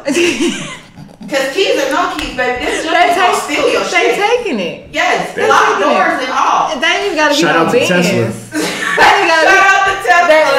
They called my sister like one time. Walmart. They called my in sister. The suburbs. They called my sister like at one time. She was like, "Sis, I know." I was pregnant. And she was pregnant. I came out of Walmart. Bullshit you not. Came out to Walmart. I got my kids. I'm walking around big belly and all like. She on the phone with me like, sis, my. I'm on the phone like, bitch, I done bought $600 worth of groceries and I can't find my motherfucking car. She like she got her key. I said, you got your keys. I'm hungry this motherfucker. I don't hear it. Got your stupid ass. Like that ass. Yeah, at one point, I'm calling my nigga like, yo, can you come get me? Cause like Atlanta, for sure, shout out to my ass. You not taking that Tesla, my nigga. And then if your dumb ass do take the Tesla, nigga, the shit start recording, send that shit right to the police. You really? The hell yeah, nigga. That Tesla records. That's why they say like if you out at the club and like you see a Tesla park, try to park by a Tesla because something happened to your car. It's all on Tesla. If you so happen to get the information from the people to get their camera information, like that's far in between. Tesla did that. Tesla has full 360 camera top and bottom. You can't crawl on top. If you bump their car, you scratch their car, the person sees. Not only that, nigga, bump into that motherfucker if you want to. My phone will go off sensory alert, and I can tap something. I can see the camera on my phone. So I got a ring light on my car. Basically. Bingo. I got a ring doorbell on my car. Bingo. Basically. I might need to get. And then shit get cold. Start talking. Get your ass away from my car, nigga. Like the ring doorbell. That ass. Talk to a nigga through your Tesla. You ain't got a wristband. Right. You don't have a wristband. Too close, bro. It's too close. Man. Yeah, that's wild. Yeah, man. Well, What's up, y'all? I still like Atlanta. Just learn to keep it good. Learn to adapt. Like it's. But contrary to the song that's out, shout out to Amaretta. Sorry, not sorry. Yeah, it's a really good song. And it did what it was supposed to do. It garnered attention. In LA, I knew the song. But what makes Atlanta great is it so inclusive? Is technically what people claim not Atlanta. That's what make Atlanta great. That is the real Atlanta. Now that is the real Atlanta. Not Atlanta is the real Atlanta. Old and new. Yes, you got your greats, but even your greats is not from like what y'all call who Atlanta. Great is either from the South Side or East Point. T.I. from the West Side though. Who? T.I. T.I. from the West Side and the South Side. He also from Riverdale. T.I. just from 285. Like T.I. is Atlanta. I don't care what nobody. I think T.I. is the epitome of Atlanta. T.I. is Atlanta. This is why Gucci Atlanta. Jeezy is Atlanta. Jeezy Atlanta. Yeah, rest in peace. Trouble is Atlanta for sure. Yeah, rest in peace. But then too, you gotta look at it like this: like if Lil Baby ain't the most Atlanta nigga. Now I went to school with Dominic. Oakland City. I don't call that nigga. I don't call Lil Baby. Dominic. I went to school with Dominic, and everything that nigga rap about, I'm with. It's true. It's true. Like I got a crazy Lil Baby story. I don't know you as Dominique. I'm not gonna call you. Yeah, respectfully, I'm not gonna call you. Like, I don't know you like that. I don't know you that well. You know what I'm saying? But what year was it? Right before Harder Than Hard came out. That was his first mixtape, like his premiere mixtape. Where was we at? See, I don't know, like Atlanta be having a lot of shit going on. I was somewhere with some people, and then you feel me? I was somewhere with some people. You know what I'm saying? And they was like, "Yo, bro, it's this nigga out here named Lil Baby. You gotta pull up on this nigga." And then so I remember we had pulled up to some apartment somewhere, and I jumped out the car. It was me and my homie. I was like, "Hey, I'm trying to find a dude named Lil Baby." And this nigga's kind of looking at us, and out all the windows, you can see niggas like looking. You know what I'm saying? And I swear to white, black, baby, Christmas, and Easter Jesus. You feel me? Man, nigga kind of heard the window. Nigga kind of like set a little blower out the window. You know what I'm saying? But the barrel was so long. I'm like, oh, that's a rifle. Like, just kind of set that shit out the window. He was like, I'm Lil Baby, what's up? And I was like, and then the other homie that brought us over there, he was like, nah, these are homies from LA, whoop, whoop. And then he was cool. He was like, oh yeah, told us about his music and blah, blah, blah. But that was my introduction to this nigga. You know what I'm saying? But them niggas was on go. Like, you know what I'm saying? And when I said that they was on go for that nigga, they was on go for that nigga. Because you got to remember this too. We was some LA niggas. Made an impact. You know what I'm saying? We pulling up, you know what I'm saying? Niggas, you know LA niggas, boom, whipping to the parking lot, all extra LA, you know what I'm saying? Whipping to this motherfucker. And then we jumping out the rentals of fly ass cars and all that shit, blah, blah. What the fuck are these niggas? You know what I'm saying? But we don't look like business niggas. We still look like niggas. Like, what y'all are? Yeah, we look like hoodlums for sure. Honestly, I think Atlanta people are like, they have a slick fear for people from the West Coast. Like, when you tell people in Atlanta, oh, I'm from California, they be like, oh shit. Okay. Yeah, I do. I get that a lot. I wouldn't call it a fear. I would call it a stereotypical thought. Yeah. Because like somebody asked me like, oh, what's Compton like? I don't know, nigga, I'm from Compton. But you know what I'm saying? even. Because the way these niggas be acting, I don't think these niggas no fear the way they be acting. Big Southside till I die, but like. I don't think Atlanta niggas no fear. Them niggas be outside. We built different. No, the difference. They be outside. No, I have seen the difference between a LA nigga and a Cali nigga. Females is in the nigga them concluded, but yeah, the difference. We for sure gonna pop off first. Yeah. Like LA, like I'm from LA and I'm from Atlanta, but the pop off, like niggas down here gonna pop off, but they gonna wait on it. Like they gonna wait on that pop off. No, we just gonna pop off. Yeah. But you know what? That could be. We just speaking from experience. Only my own experiences. That could be your downfall in the South. Yeah. Because they are looking at you legit like, what the fuck is wrong with you, nigga? You tripping? Why you got so much animosity? Why you so fucking hostile? Like you tripping over tripping over words? But like, we looking at it as it's my respect. It's respect. It's respect, and I'ma pop off on you first before you snake me. Down here in the South, they snake down here. They slither down this motherfucker like we gonna do it in your face. I ain't saying that snakes ain't everywhere, cause they is, but nah, the slime culture come from what is slime culture? Basically, because this is slime how culture is you snaking anybody that's not part of your crew. Them type of niggas not even around me. Like yeah, but they made it about and that's what's scary. That's them. And that's what I'm saying. That's what's scary about Atlanta, because motherfuckers will literally portray in your face to be your friend, and this is on any aspect: money, relationship, goals, ideals. Like if you got Atlanta something going is full of leeching ass. I'm gonna hop off of. Oh, you got a good idea. I'm gonna take that before you get. That's what she mean by slime. Like Atlanta is built of a lot of niggas who was snaky behind your back. You know what? I just think that. Well, number one, if you can't stand the heat, get out the kitchen. If you can't play in the field, don't be on the court. Hey, what's up? If you can't play on the field, don't be on the court. You feel me? Man, I got kids. Whatever. I got children. It's right? ain't no person. So, but then she made sure she got her cameo. And she do every single time. And she gonna make sure. Right, gonna make her appear. What it sounds to me though is shit. It's survival of the fittest around this bitch. It is.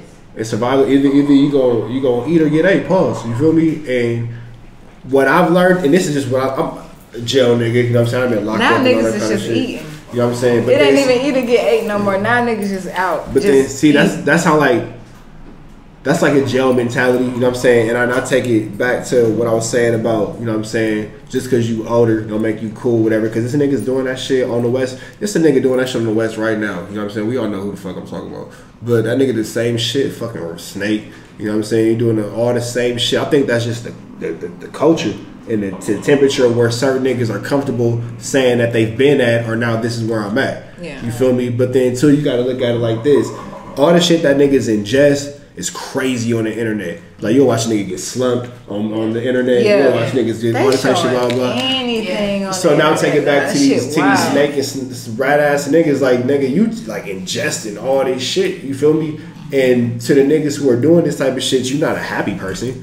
Like the nigga that's doing yoga and meditating isn't doing this. You feel me? Like the nigga that's happy getting some money and all that type of shit. They not doing this type of shit like that. But you get to a certain type of miserable motherfucker. Just because you got $1 million, I mean you ain't a millionaire, a miserable millionaire because your wife don't fuck with you and she finna divorce you. Your kids don't like you. You know what I'm saying? And then that's that. You feel me? Yeah, and most of the folks that's getting taken off is getting taken off by their miserable inside people. It's not even. You ain't even got to worry about your outside. Ask God to remove everybody from around you who don't mean you know well. That prayer is real.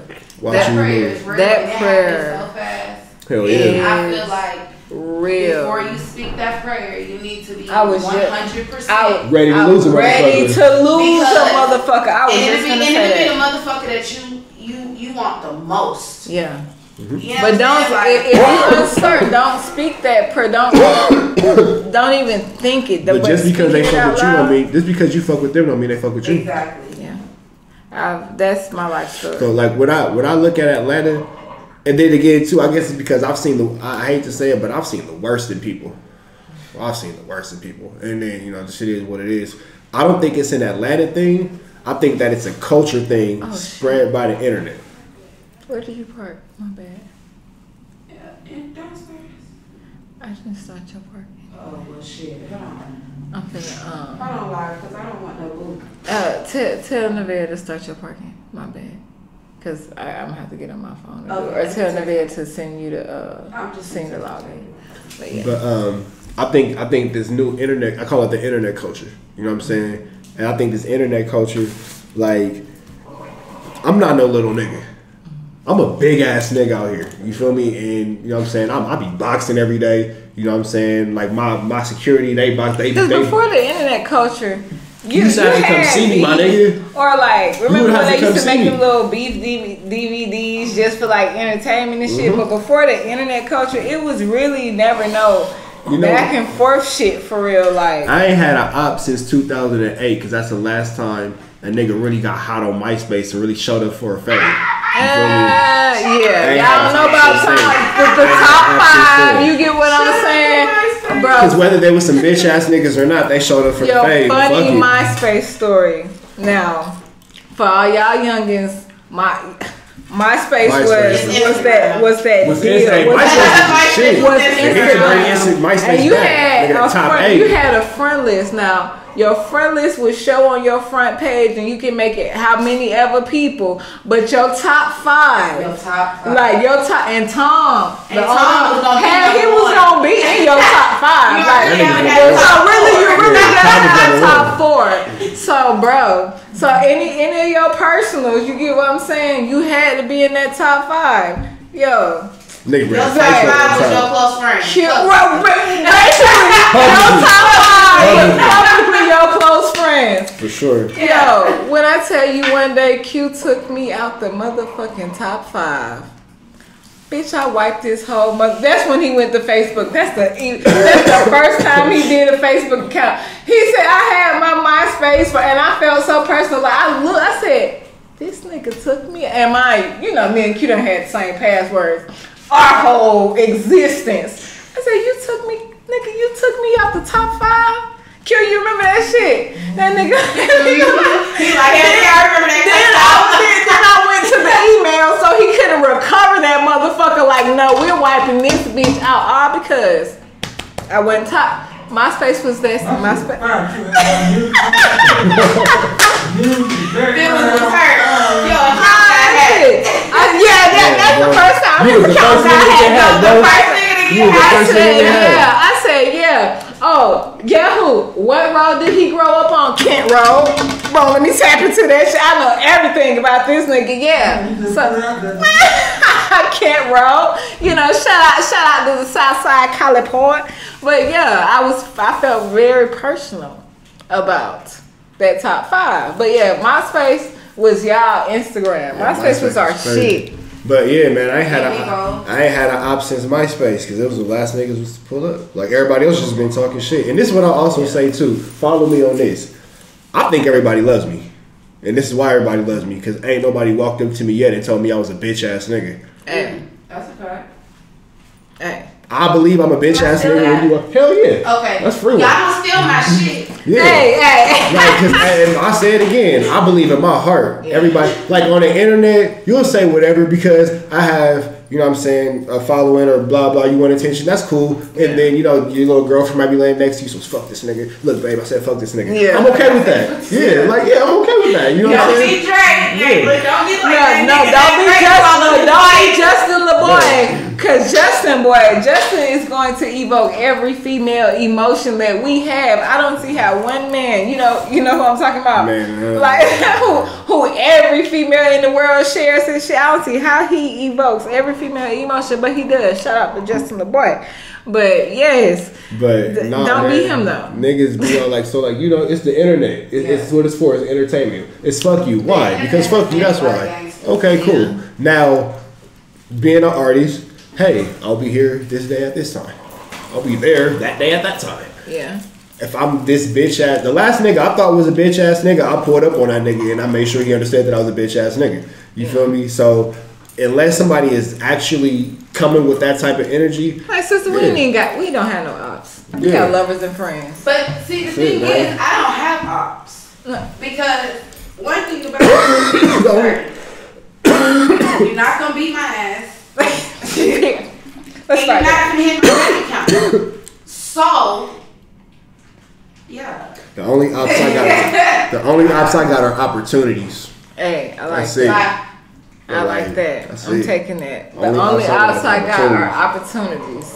Because again, just my humble rich trapper flex. That's 20,000 just for them little niggas to have a place to sleep. That's not including activities. I tell motherfucker real quick in my humblest tone. I can't even hear you from way up here. I can't even see a motherfucker from the skybox. Yeah, I can't even hear you from way up here. We up here. You get what I'm saying? I can't even see you from up here, let alone hear you. And shout out to my sister ragged ass haters that made her go again. Period. Squad. Shout out. Because one thing about a female, you make a female man, she gon' pop it. Like, I'm telling you, like, when you see a female on her shit, about 80% of the time, it comes from her being pissed off. Yeah. That's where our motivation comes from. Women love me, man. I don't be pissing off no women. Women love me. Yeah, man. I just long ass my play my love position. That's it. You feel me? I just play. I play my position, keep the public out my private. You know what I'm saying? Quiet. Got to. So, as you get bigger and you grow in your stardom, you say, keep your public private. Will you keep it that way? Hell yeah. I say it like this because we live in a digital world. You know what I'm saying? Like my kids play Fortnite, like everybody's kids. You feel me? They play with their cousins and there's other kids that play. Blah, you blah, into blah. the NFTs and shit? No, I don't like nothing I can't touch. Thank you. I got a couple people who agree with me. I'm scared. Like I got cryptos and shit just for bullshit. I got stock and shit just for bullshit. You know what I'm saying? And when I say bullshit, like it's some money in that shit. But right now, all that shit is down. You feel me? That was my whole life. I'd be sick. I just heard about the Dogecoin scam. Yeah. Like, but at the end of the day, all of this shit is a pyramid. You just gotta jump in it at the right time. Slide in and slide out. Get out. Get in, get out. Slide in and slide out. I like tangibilities. You feel me? Yeah. So, you know what I'm saying? That's just that. But as far as the public, my private, like people, like my family and all that shit, they tag me and all kind of shit on Instagram. I don't be reposting that shit. I don't be adding that mention. Hell no, my nigga. I don't post no happy birthdays. If you're not in this industry, as I'm in this industry, I never post you on my Instagram on a happy birthday. Mm-hmm. No. Nothing personal. Nothing personal, but you don't live this life. You know what I'm saying? So imagine a motherfucker don't like me, and then I post one of my homegirls on that shit, and then this nigga is now on her shit saying some crazy shit, and then but her husband see it, and now this nigga it's just a domino effect. Like it's just too much. And then God forbid, this is another thing too. Like everybody doesn't play the same way. Certain shit that if you do or say to me, internet or not, I'm gonna take it serious and I'm gonna act accordingly. You feel me? So like I'm not gonna post my kids type shit because if you say some shit to my daughter and blah blah blah, you know what I'm saying, if she really feels the way, then that's just gonna be what it's gonna be. You feel me? And then like the gloves are off. Yeah, it's unnecessary bullshit. I get that. Because I'm still before all this rap shit, I'm a parent. You feel me? Before all this rap shit, I'm a parent. Do you feel like being in the public eye is required, like for a deal? Hell yeah, you gotta be outside. So how you feel now if you get presented with the right deal and say you have to do reality TV and you got to put your family out there, like with that? You know who I believe did reality TV the best? Jim Jones.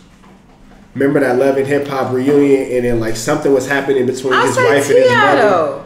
No, Jim Jones handled that shit. Remember like his wife and his mother that was instigating that fight, and he was like, "Man, hold on, fuck all this camera shit." Okay, that was some real shit. Jim Jones was real quick to tell. Like, hold on, no, my nigga. My family business. Don't play with me, my nigga. He don't like that shit. Yeah. And then even when they had ran down on the little fat nigga, he was telling something like, "Don't touch him, don't touch him." Yeah. Like he still kept control. He was like, "Don't," like because he was ready. He was ready for that fat nigga though. Boy. Well, like let them cameras tell you, he was ready for that. It was just them cameras. Because before a Love and Hip Hop star, he's a husband.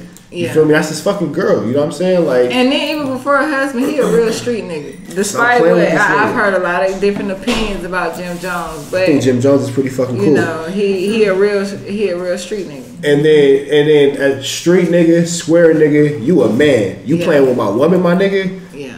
And here go the crazy part about it. She'll probably whoop this nigga. Like, looking at it, and now in retrospect, she probably could have whooped this nigga for real. But yeah, Chrissy ain't never been. Yeah, she like the little nigga. Like, she could have got bro. But she passed it off to her dude as she should. And nigga, get on the camera and apologize.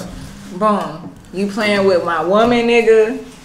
Was Will, in your opinion, in the right or the wrong? Yes and no. So the yes is you can't play with my family, period.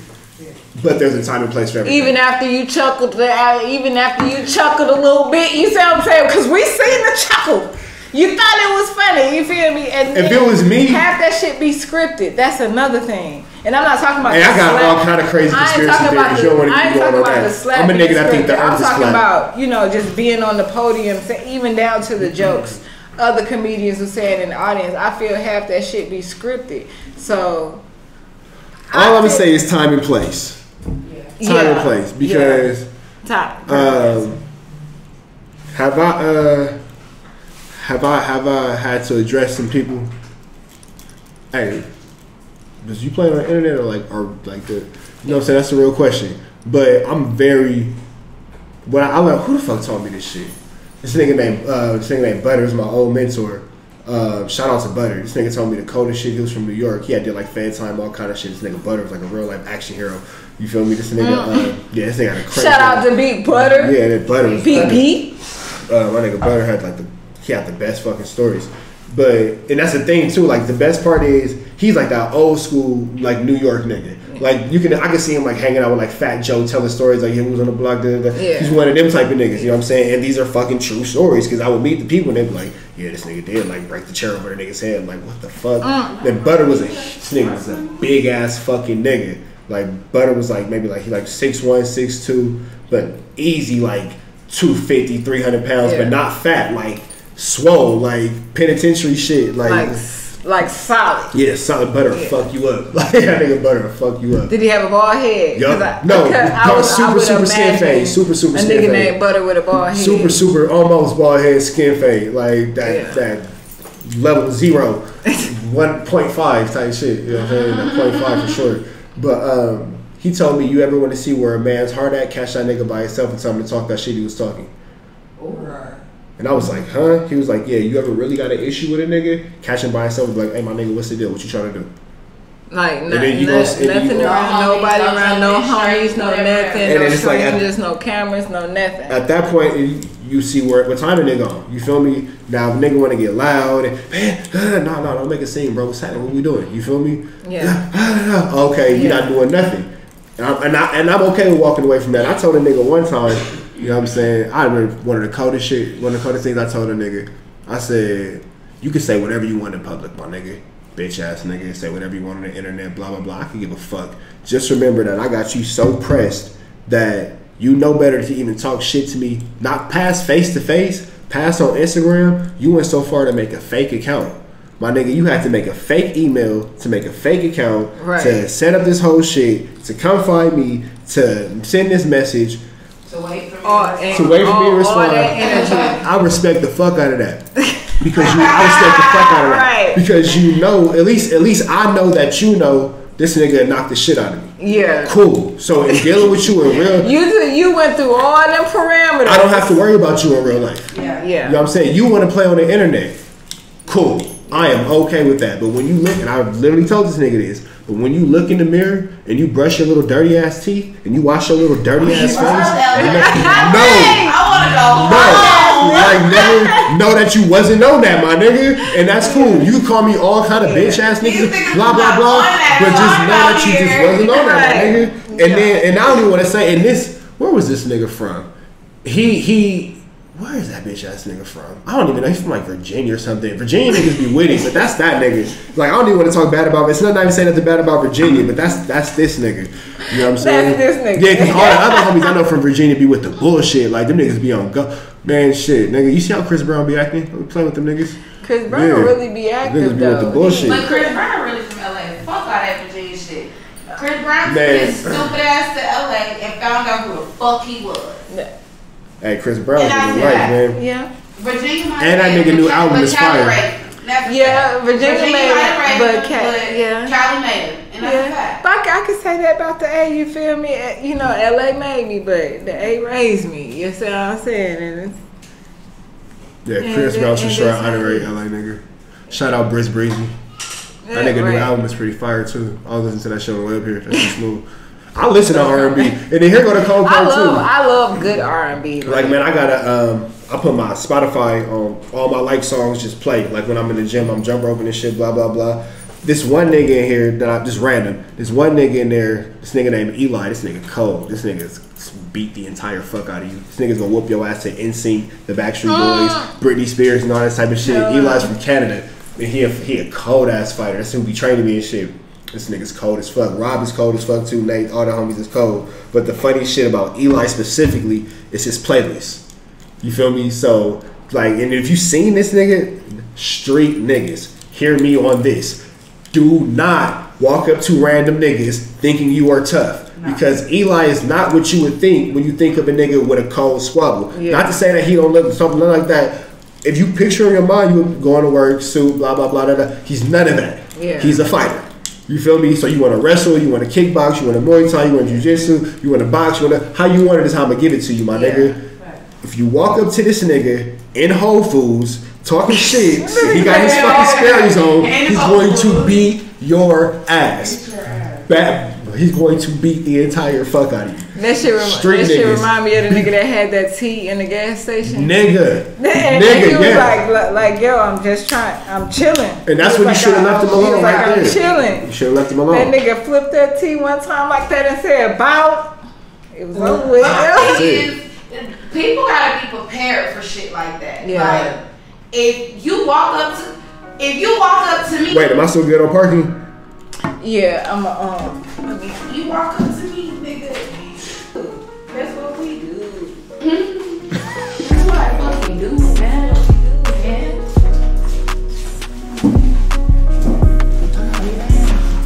You're good. Oh, that's pretty cool. That's pretty clutch. What's that? That little algorithm. Oh yeah, my daughter found, or no, my son found that. Oh yeah, it's all kind of shit. You said you got a session tonight? Yeah, I got a session tonight. Working on a follow-up project. I'm faded. That's how I'm strapping, man. Cause that's what we do. Shout out to man. You should have brought some. You know what? And so this is the only reason. We would have been, you know. The only reason I didn't bring no weed is because outside of this is because this is what I had on me, and I am literally coming straight off daddy duty here. For sure. Straight off daddy duty. For sure. Absolutely understand. My kids fight too. Mine do too. Baby, what the fuck?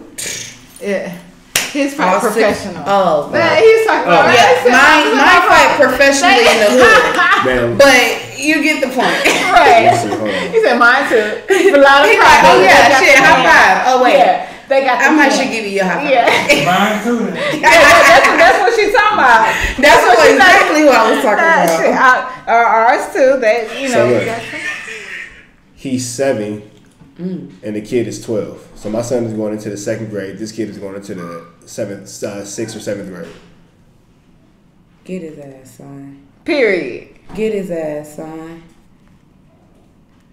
And see, I got all girls. They need to fight. My squad. They need to. My sister.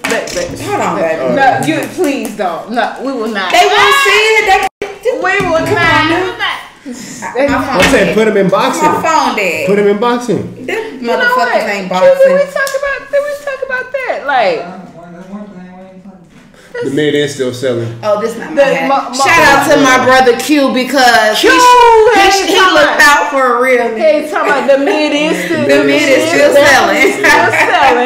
Hey, you talking about? There's nothing wrong with smoking within your budget. Like I'd never be mad at that shit. It's nothing wrong. You know what? I remember when me and my little brother. I'll never forget this type of shit. And this is why it's my nigga. Me and my little brother done did everything from pieced up on a dub. For sure, we done pieced them to save roaches, to whatever, my nigga. And like, come on, bro. Like, just smoke within your budget. Like I'm saying, but I can always say we never like not ate for weed and all that type of shit. We always had our prioritizing. Yeah. Our priority shit was always taken care of, even if it was, my nigga, I got the food, go get the weed. Man, right. Whatever. I'm the one, you knew the other. We used to have a full ass roach collection. Niggas used to come to our house not having weed.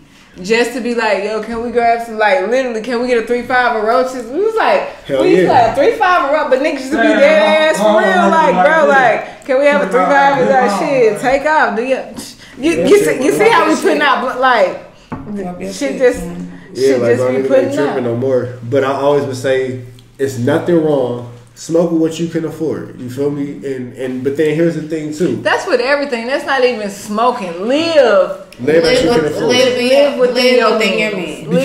Because you can pop it within your fucking means like that. Yeah, you just, and then like, let's put it like this. For what you pay for a 7 of some booth, just get you an 8 of some bomb. Yeah.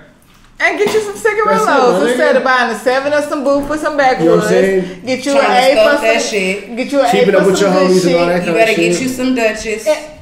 Alright, some honey Dutchess. Or if you niggas really want to be fancy and just gotta roll leaves like your homeboys, go get you some Swisher Leaves. They come in flavors. I'm not a fan of Swisher Leaves though. Me either. But if you smoking on a budget, nigga, you can get 3 for $1.29. You definitely can. So if you're on a budget, holla at because how much a backwoods? Like $1 million?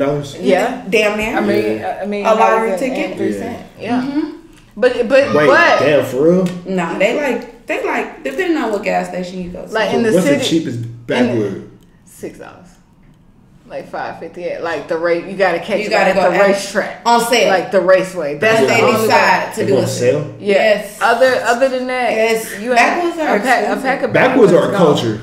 Yeah, I'm not a part of that. Like Casamigos, like in liquor, Casamigos is a culture. Like people don't think Casamigos has been out for the last 5-10 years. My nigga Royce is the fucking I'm not allowed to backwoods king, man. My nigga Royce Monroe is a backwoods like. No, that Patron made Q tossed me the blunt and it landed dead in the mother. That's why I ain't drunk my drink. That's why you see little ashes and shit. He literally was right there, tossed it in this motherfucker, and it landed dead in the cup. No, my nigga Royce Monroe is the ambassador of backwoods, as I like to call this nigga. He be having like the He went to the factory and came back with like some banana backwoods and all that kind of shit. A lot of people was waiting on them shit. I was waiting on them shit to come. I don't like banana flavor anything, so I don't think I'd enjoy that. That's cute. I don't think I would even enjoy that. Cute. They don't taste like. I don't like grape flavored anything because I don't like mango because it tastes like purple. Or it tastes like cough medicine. Or pineapple flavor. Grape flavor anything tastes like purple. It don't taste like grape because you ain't never tasted a grape that tasted like that unless it's Welch's grape. Welch's grape is pretty fire, but outside of that, it just tastes like the color purple. But a grape Jolly Rancher does not taste like a fucking grape. A connoisseur type nigga once told me the only time you get flavored blunts is when you have Reggie anyway and you don't want to taste the dust of your fucking weed. Like other than that makes sense. Like you feel me? You just buy natural, weed and natural blunts because you really want to taste your weed and you don't want the flavoring. You know what? Now that I think about it. So you need that for your dusty weed. If I don't got, not saying that you got dusty weed. No, I'm saying, but I like Honey Rush. This is the only thing that I can. This is the only blunt that I can smoke. Like anything else. I remember back in the day we used to dip the blunt in honey. I didn't even know. That's old school. I didn't even know if that shit like put a little bit of syrup on it. It make it burn slower. Made a difference. But make it burn slower. It's supposed to make it burn slower. When I do the honey Dutchies, I do the three pack of the blue Dutchies. Anything outside of that, I don't even like papers, honestly. I kind of almost want to say I just not smoke, honestly. I would rather just go to the stove. It depends on the day. I can't roll the papers. I don't like papers. It's a waste of weed. It is. It's a waste of weed in my opinion. You gotta roll it right. I knew you was gonna say that. Yeah, right. Q told me that. I used to tell Q the same thing. It's a waste of weed. It ain't no way you can roll that joint. But you can though. You gotta roll enough weed in it, and you gotta roll it right. There. That's not charging. But ain't shit. Wiz Khalifa me, cause I don't know. Like man, that shit. I don't know.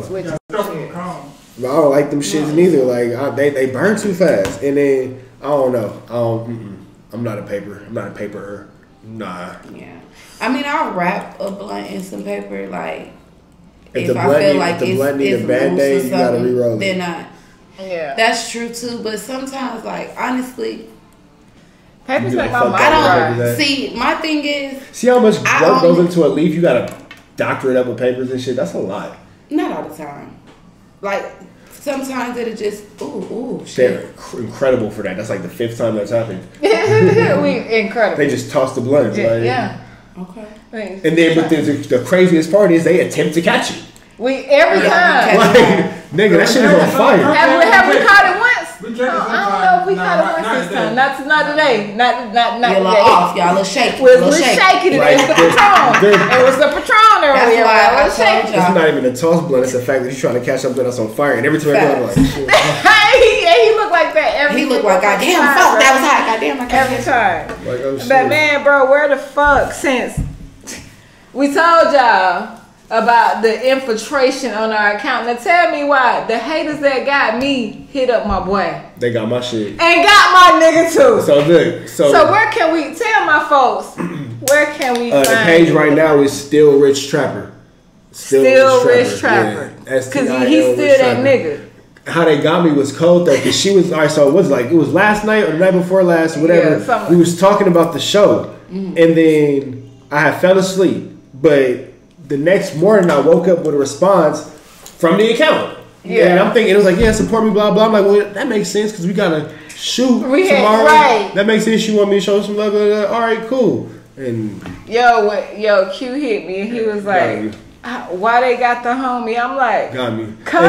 And then the fucked up part about it too, I sent that shit at like fucking 5:30 in the morning. So they caught me like getting up to take a piss or some shit. And I was just like, on some sleep shit. All right, whatever. Like, yeah, I got you. Like, y'all hating ass niggas, but it's okay, cause I'm gonna get my shit back. I don't give a fuck. But for right now, it's Still Rich Trapper. And Game 6 is out everywhere. And we game media. Game 6 out everywhere. You feel me? Shout out to, you feel me, Cali Cash. You feel me? Cali K on the right day. What we said? Your shit was it. We still working that out. It's Cache with a K, and I got to have it my way. Yeah. Shout out to my boy Q. Yeah, we gonna work on that slogan. That's my slogan. It's because I like it my way, and here's why it makes sense for me. Okay, we're gonna break this down because let's break it down. Let's unpack this. So let's really unbreak this, right? Okay, so I call myself Cache. Okay. Because I like money. Okay. Anybody who really truly follows me knows that my Instagram has been _baby.mo for the longest. Okay. Right? When I got the name Mo, I was about a teeny bopper. I was about 16, a little hot pocket. Not listening to my mama going out doing some shit, right? Got it mixed in with some crowd of people. Okay? We're not gonna say who the people was. Some people at a place. I got mixed in with some people. They called me Mo because for money over everything. Okay. Because since I've been a jit, I've been independent. I've worked 2 to 3 jobs. I've hustled. I've done anything that got me some money. I did it. So they called me Mo, right? Transform into, now I'm getting a little bit older. I ain't trying to really have that, that title on me. So, okay, cool. This is your evolution. Mo is the caterpillar. Yeah, Mo is the baby. You understand? Yeah. Which is why it says baby.mo, because that's part 1 of me. That's my family. You've watched me grow from literally high school to and that Cache. Here we are. Now we got Sachet Cache, which is Cali Cash. Yes. So, and shout out to Sachet by Cache, the new brand, Period. Under development, coming soon. It's under development. Coming soon. And for those of the motherfuckers who be asking me, like, what is it? So, I'm a hookah girl. As you can see. You seen I was over there. I was pulling a little hookah, right? Can I ask you a quick question? Mm-hmm. How do you feel about men that smoke hookah? We had like men that smoke hookah, like every time this nigga go out. A man that smoke hookah. I don't mind a man that smokes hookah. I mind a group of niggas on one hookah. That's gay to me. It's a 2 nigga. It's really a 1 nigga minimum. I really like niggas. And if it's a 1, and by my everybody should have their own hookah. I'm saying First of all, should no group of niggas be saying, "Oh, bro, let's go out for hookah"? Y'all gay? Like, I don't give a fuck what you talking about. You're gay. If you just so happen to be out in now, if you at the club, you trying to impress with your shorty, you know, you trying to make her feel like, yeah, bitch, I pull the hookah. You want to taste the flavor? That's cool. But hogging the hookah, I'm talking about like, can I hit the hookah? Can I hit the hookah? Yeah, it be niggas. I don't like that. I don't like that. I personally don't smoke hookah. Personally, I feel like that's like a dude sucking out a straw. I personally don't suck out the straws either. As far as you said that, and then people will be like, "Well, I don't want to put my lips on the glass." Well, the drink is in the glass, so that's my logic. Like, I think straws are weird, especially in public. But now this is what I will say. I'm not too gangster for the McDonald's Sprite. You know what I'm saying? I'm sorry, just it is what it is. I mean, that's a plastic cup. That's understandable. You know what I'm saying? But I'm not at a restaurant like. Right, I was just gonna say like, yeah. You know what I'm saying? That's not my thing. You feel me? But I personally, the hookah. I'm sure I can't do it. He thinks I'm extra high. He extra. I'm high, but no, not even that. It's the leaf. I can't. Oh yeah, I can't fuck with it. Oh, that's right. You did say that's something. Yeah. Okay, well. But it's something about the hookah, like it's just so like I just certain things just got to be left to the females. Okay. I think those was one of those things. Okay, but like men shouldn't have lace fronts. Yeah. You feel me? Like men shouldn't have wigs. Yeah, like that's y'all niggas getting out of control with that shit. I was gonna say that the last podcast. But bro, team Hoochie Daddy shorts. But we agreed that they only for the tall, slim niggas. They want to show a little knee and maybe a little thigh. But the husky niggas, yeah, they not allowed. But you know, he team Hoochie Daddy shorts. If you got a little leg room, he just want to show a little knee. As long as they not biker shorts, he just want to show a little knee. Hey, just a little knee. And only on the beach. I got the the Rick Owen collection Hoochie Daddy shorts. Rick Owens. For sure. The Rick Owen collection Hoochie Daddy shorts. The Rojos. The Rojo. We gonna call him the Rojo. He got the Rojos. What else? I went shopping. I'll tell you too about my bullshit.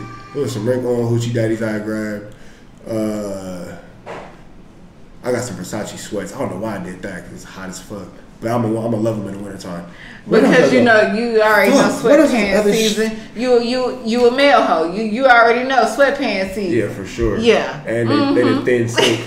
The thin silk. No, but how we feel about niggas and I already know. I got some great thin Hoochie Daddy shorts.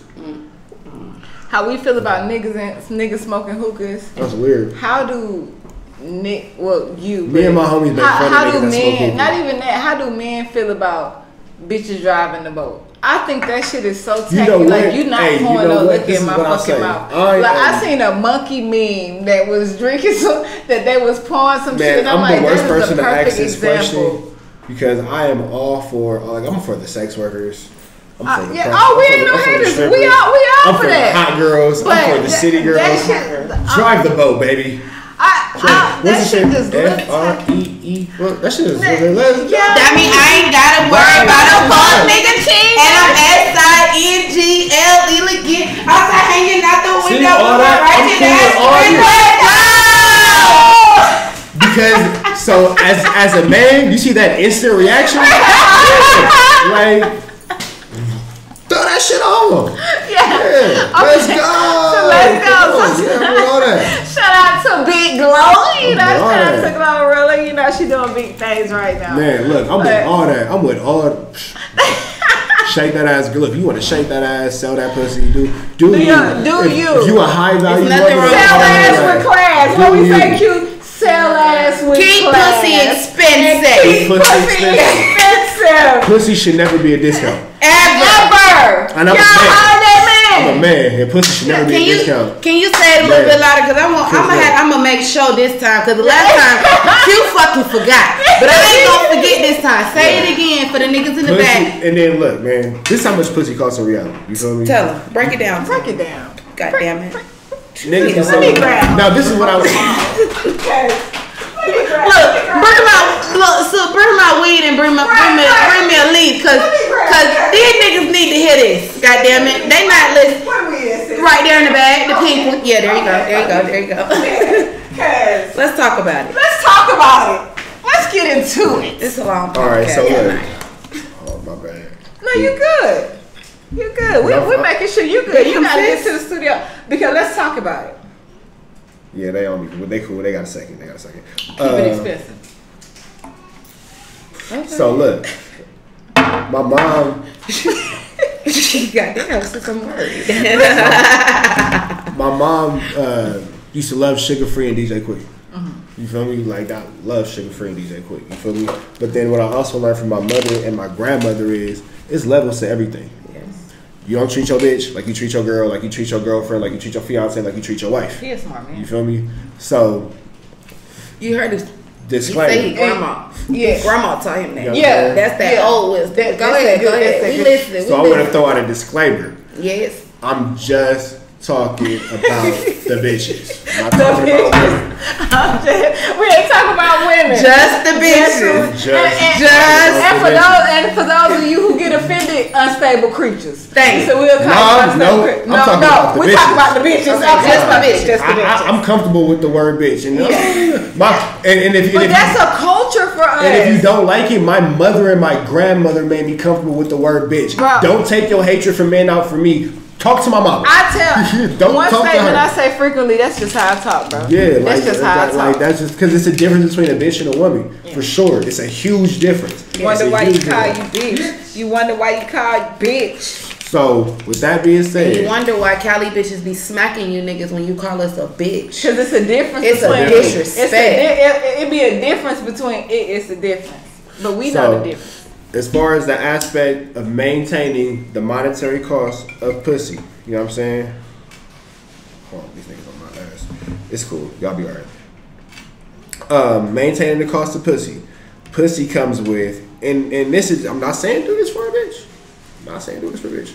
But if you got a good woman, hair and nails cost. Hello. That's a basic. If this is your woman or whatever, turn this part up. like if this is your woman, and again, I reiterate, don't feed a bitch.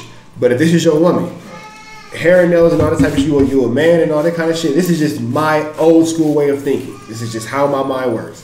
You maintain certain type of shit because you're a direct reflection of me. So I'm not finna be out here. If I told y'all how I shop for myself, imagine how I'm gonna shop for her. Hello. I'm gonna shop for the kids. You feel me? Hello. On some get money shit. My biggest flex is how great everybody says, oh, your family looks so great. Awesome get money shit. You feel me? Your biggest flex is what? My family. The universe be talking. You feel me? And that's on some get money. She costs. She's expensive. She's expensive. You feel me? I got a bill. Don't worry. Hold on. There you go. There you go. But she expensive. You know what I'm saying? But she expensive because I'm expensive. You feel me? Yeah. And this is how we look. And this is how we dress. And you want your family to reflect you. This is where we eat. This is where we shop. Yeah. This is where we live. This is where you go to school. It's all by design. Yeah. You feel me? Because, you know what I'm saying, somebody didn't take that much care and effort into me. You feel me? And it's cool. I love my parents. They did the best they could with what they had. Now I'm doing the best I can with what I have. Yeah. And as good parents did, they raised somebody to do better. Yeah. That's what it's supposed to be. You feel me? I don't fault my parents for that. You feel me? And a lot of things that... Are you a 50-50 man? Nah. But, okay, so here go the thing that I pay for everything. Let me start by that. Oh, wait.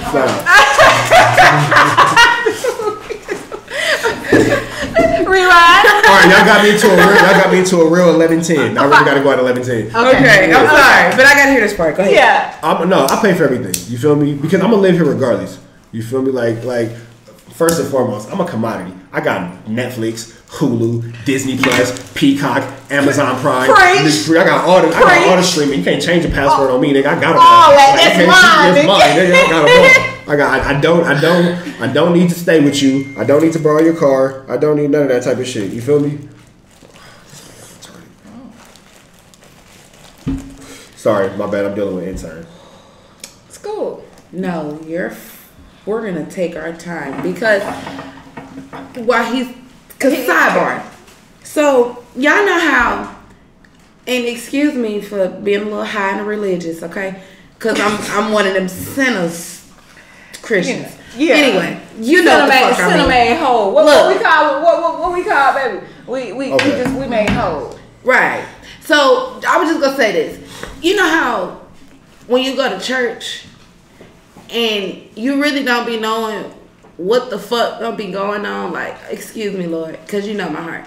But you really don't be knowing what's gonna be said or who. Like, I don't know this man from a canopy, but never talked to him before a day in my life. You know what the fuck I'm talking about. Yeah. But it's crazy how everything when you don't really know that you need it, you hear it. Yeah. Man, so look, fuck with me on this. Yeah. Because, I mean, keep in mind, too, I had my first daughter when I was 12. I have a 20-year-old daughter. Really? I have a grown-ass child. Yes. How was it? Crap. Okay, let's get there.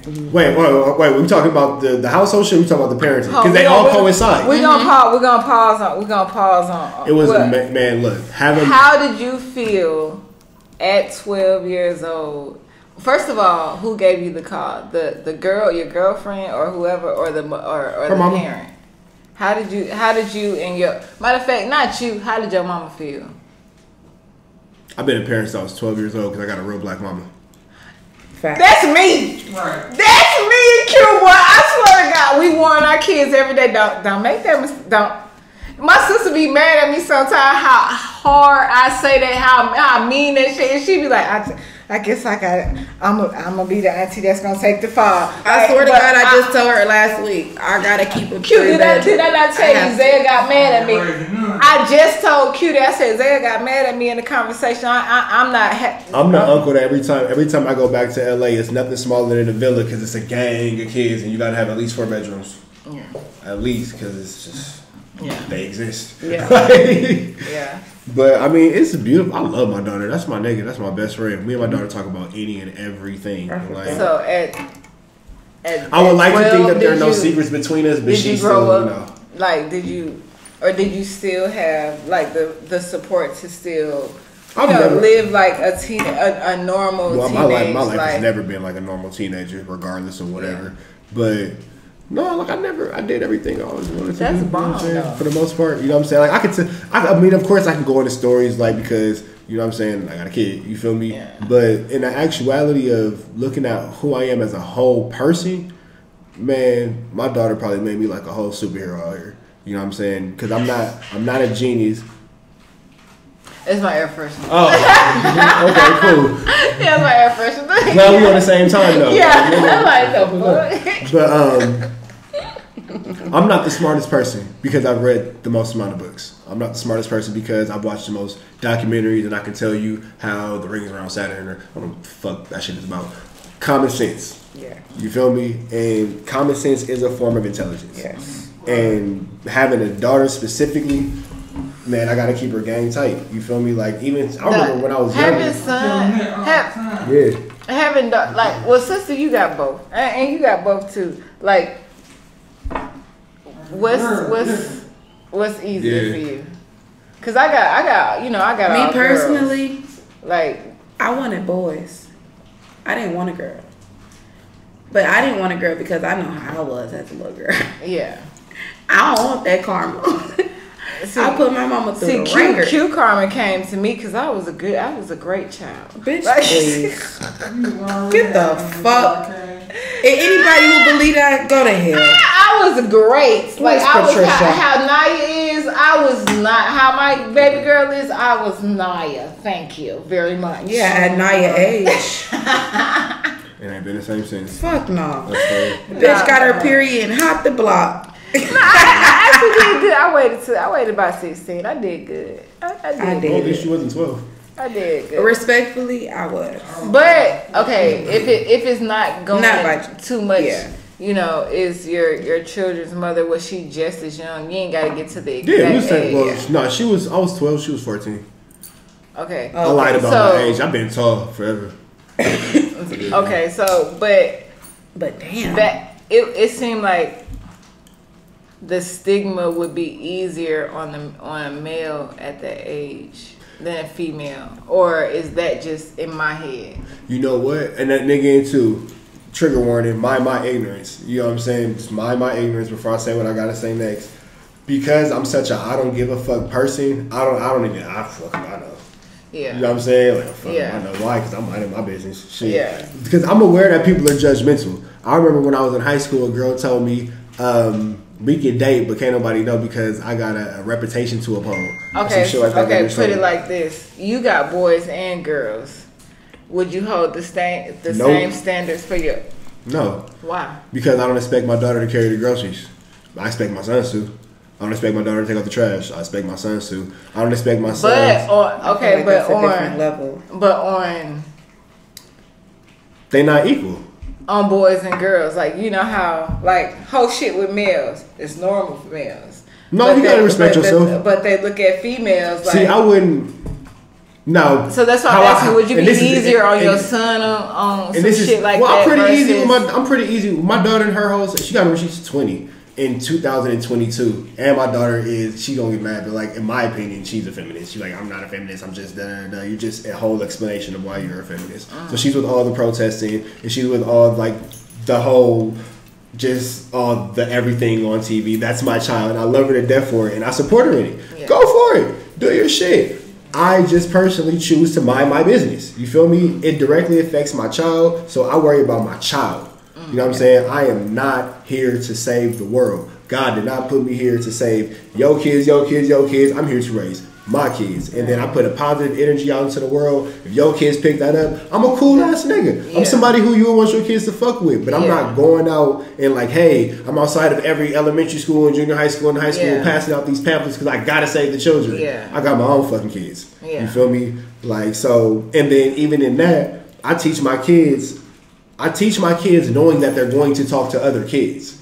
So certain shit, like I don't even talk to my kids about because that's not a 7-year-old's place as far as my twins. But my daughter, we're gonna talk about all this type of shit. But I'm gonna give you the number one, the most accurate information that I can give you. I'm gonna give you my opinion. I'm gonna ask you your opinion. Why you feel your way about your opinion. See if we can find a common ground. If we agree to, if we disagree, or we're gonna agree to disagree. But I'm never gonna send my kid to talk to your kid to tell your kid some bullshit. My kid will never tell your kid no bullshit. If my kid ever tells your kid some bullshit, tell me so I can knock the shit out of my kid. Please, because that's how I feel about that. Yeah, like my kids aren't out here spreading personal beliefs and well, my dad said Jesus is this and Moses isn't like nah. And based off personal, like, it's cool. Based off personal beliefs and how most of us came up, I feel like sometimes as parents we don't value our kids' opinions because we feel like it's not valuable when really they matter, and sometimes their opinion, especially when it's about themselves, matters the most, and that's where most of us fall to the wayside with our kids. And I haven't always had the perfect parenting. I don't think none of us are. As long as you don't raise a piece of shit person, you're a good parent. I've had my kids check me, like literally check me on some shit like, okay, Mom, can you change this about yourself because this affects us this way? And at first I used to, be the old school way, like, but I'm your mama and this is what, but I had to learn, like, you feel me? Now certain shit these kids is different. Now certain shit get over on your ass. Certain shit it is what it is. Why? Because I said so. Yeah. Like why? Because if you ask me another question, your ass is gonna end up in the bed. That's why. When I say that's her dialect to the T. But this is what I always say too. But see, I play with my kid. See, I don't play with my kids. Okay, my mama didn't play with me, and I resented her for that. Okay, define play. Okay, so now, mind you, you see my kids. Get your ass in that motherfucking room. I got a belt. But as far as play wise, like. Little shit talking? Yeah, like. Oh, no. At some point. But it's not like. My daughter knows how to play and still be respectful. Like, she play with her TT all the time. They sit in the car and talk for hours. Yeah. My brother, that's. My brother, that's her best friend. No, that's her best friend. What's going on, my sister? Let's go to Chuck E. Cheese. Out of all the parents and uncles, I'm the most strict for sure. For sure. I would think, you know what? In my head, I think I'm a strict one, but I'm not. I'm not. I think like even when she's talking about her daughter, even when I'm strict on my niece in the next bye. Yeah. Come on, thank you. Right, thank you. She like, goddamn, even Q said something. Goddamn, everywhere. It's a village. It's a village. But in 2 minutes, I'm gonna go. You okay, boo? Just like we all done cussed her out. But now I'm the one like, all right, let me go. And that's how my little brother. I'm the punk ass one. Like my little brother be like the kids. They be having their little jokes and shit. They be like, nigga, with your dusty shoes, and I be nigga, try don't. All right, don't play with me if you want to, little nigga. Now this is what I will say though. I am back to the original question of standards for whatever. Yeah. I'm hard on my sons, my daughter, my nieces, my nephews, that's just me. Yeah. I expect y'all to perform at a certain level. I don't give a fuck, my nigga. Yeah. Because why? Because that's what the fuck it is. Because and that's who I'm raising. Yeah, because it really take a village, but you have to mind who you have around your kids too. I'll give you the best example. We know as being high school graduates, a 95 is an A. Mm-hmm. If my kid, and they're in the first grade, you know what I'm saying? Just keep in mind in the first grade. If he got below, the twins, if they got below a 95, they was in trouble. This is the reason why. Because y'all got 4 grading periods. The first 2 grading periods, y'all niggas was all 99s on everything. Mm-hmm. Yeah. 95 is a decrease. Hey. Yeah. You got a 95. I'm not even tripping, my nigga. I told him straight like this. I said, hey, bro, I'm not even tripping on neither one of y'all. You fell to a 95 on this, you fell to a 95 on that. I'm not even tripping, bro. Yeah. Know that 95 is the lowest you can go. Because why are you going down? You was there. If you need some kind of help or whatever, blah blah, say something. And I got you. You know what I'm saying? And as a parent, I'm noticing this. And I know it's 4 grading periods. I noticed this by the second one. So I'm not mad at the teacher by the 4th one because oh, my kid 95. No, nigga, I seen this shit. Come on, bro. We gotta tighten this shit the fuck up. As these kids evolve, you gonna get to a point where you gonna be satisfied. They there today? All right. Like it's gonna be like. But see, I feel like. Wait, we gotta get back to the monetary how the household. Yeah, COVID fucked a lot of that COVID shit. fucked it up too, but it also goes by your state too. Like Cali don't play that shit. Yeah. You know what I'm saying? California come like your stupid ass. Don't send your kids to school. You go to jail. Yeah, you hear me? You and your kid. Yeah, both. Everybody going to jail. Georgia too, but they're a lot more lax. They're very much more lenient, and that's why I really don't want my kids to go to school out here. It just depends on the school you go to, because I ain't gonna say I'll tell you off the camera. But these are some good ass school. I go up there one time, they in the first grade, they got little PlayStation controllers controlling the robot. Yeah, Daddy, I made this robot. I'm like, you made this shit? He goes, yeah, look, he throws a football. And the robot throw the football shit off the PlayStation controller. I'm like, it's a whole little Georgia thing. Georgia got good. Georgia has good, a decent grade of schools, but it's very lax. Like. That's been that way for years. Like Atlanta has not only Atlanta, but Georgia has been known for that. As a parent, I'm not even gonna I hate to sound like this, and then again, excuse my ignorance. This is just me, just living in my bubble of my world or whatever. I don't blame the school system as much as I blame the fucking parents. Where is your mama? Where is your daddy? You're right. And then you can make whatever excuse or whatever. Man, I lived with grandmas, aunties. Right. I was the kid that lived with everybody. You feel me? Yeah. Figure it out, my nigga. And then you could go into the argument of. But it's not even just that where it's your mama. Because don't get me wrong. Like my mom was the type to, you feel me, write this 100 times, or like she was that type. But that never stopped me. You gonna do what you want to do. At my graduation, on my graduation test, I was going to the library, acting like I was going to the bathroom, Googling every answer, like, putting that shit in my phone real quick, and like, I passed the shit out that motherfucker. But that, so it's like my mama was there, but it's just, once I got to a point where, back then my attention span didn't hold too much, and so think about the kids now. Right. Their attention span don't hold shit. Like, and I'm 10 years younger than her, and I'm dead ass. I'm you know what? serious. And again, too, no matter how much you try to keep them focused, No, because I have that, like, my I ain't gonna say his name. I love my little nigga to death, man. Well, one of my sons, at home, he don't listen. At school, he don't listen. He's a great kid, straight A's, blah, blah, but it always says, can't stay focused. Can't stay focused. Can't stay focused. Can't stay focused. The teacher never calls about his performance as far as academics. He won't sit still. Yeah. That's my daughter. That's my daughter. But here's the thing, so what do you do Very for that? smart. So here's the thing. Shit, I put a little... Remember, too, we in a household full of boxers. So sit your ass on the wall and squat. That's an old school thing. Get them chicken noodle soup cans and stand right here. And sit out there right there. Because regardless of whatever, and again, I'm a dad, I'm not a mom. Don't get my ideas. My baby won't eat no soup for the rest of her motherfucking life. Hold these raviolis. Hold them. Nigga, you don't hold the chef there. Like, Sticky, you want some raviolis? No! I remember one time. They're disgusting. I remember one time, like, they stepmom was in there cooking or some shit. I made that nigga hold two of my Balenciaga boots. Man, mind you, I'm wearing size 14. So I said, hey, them bitches said, boom, that nigga holding my Balenciaga boots. Straight out. But here's my reason why, as your dad, I'm not your mom, my nigga.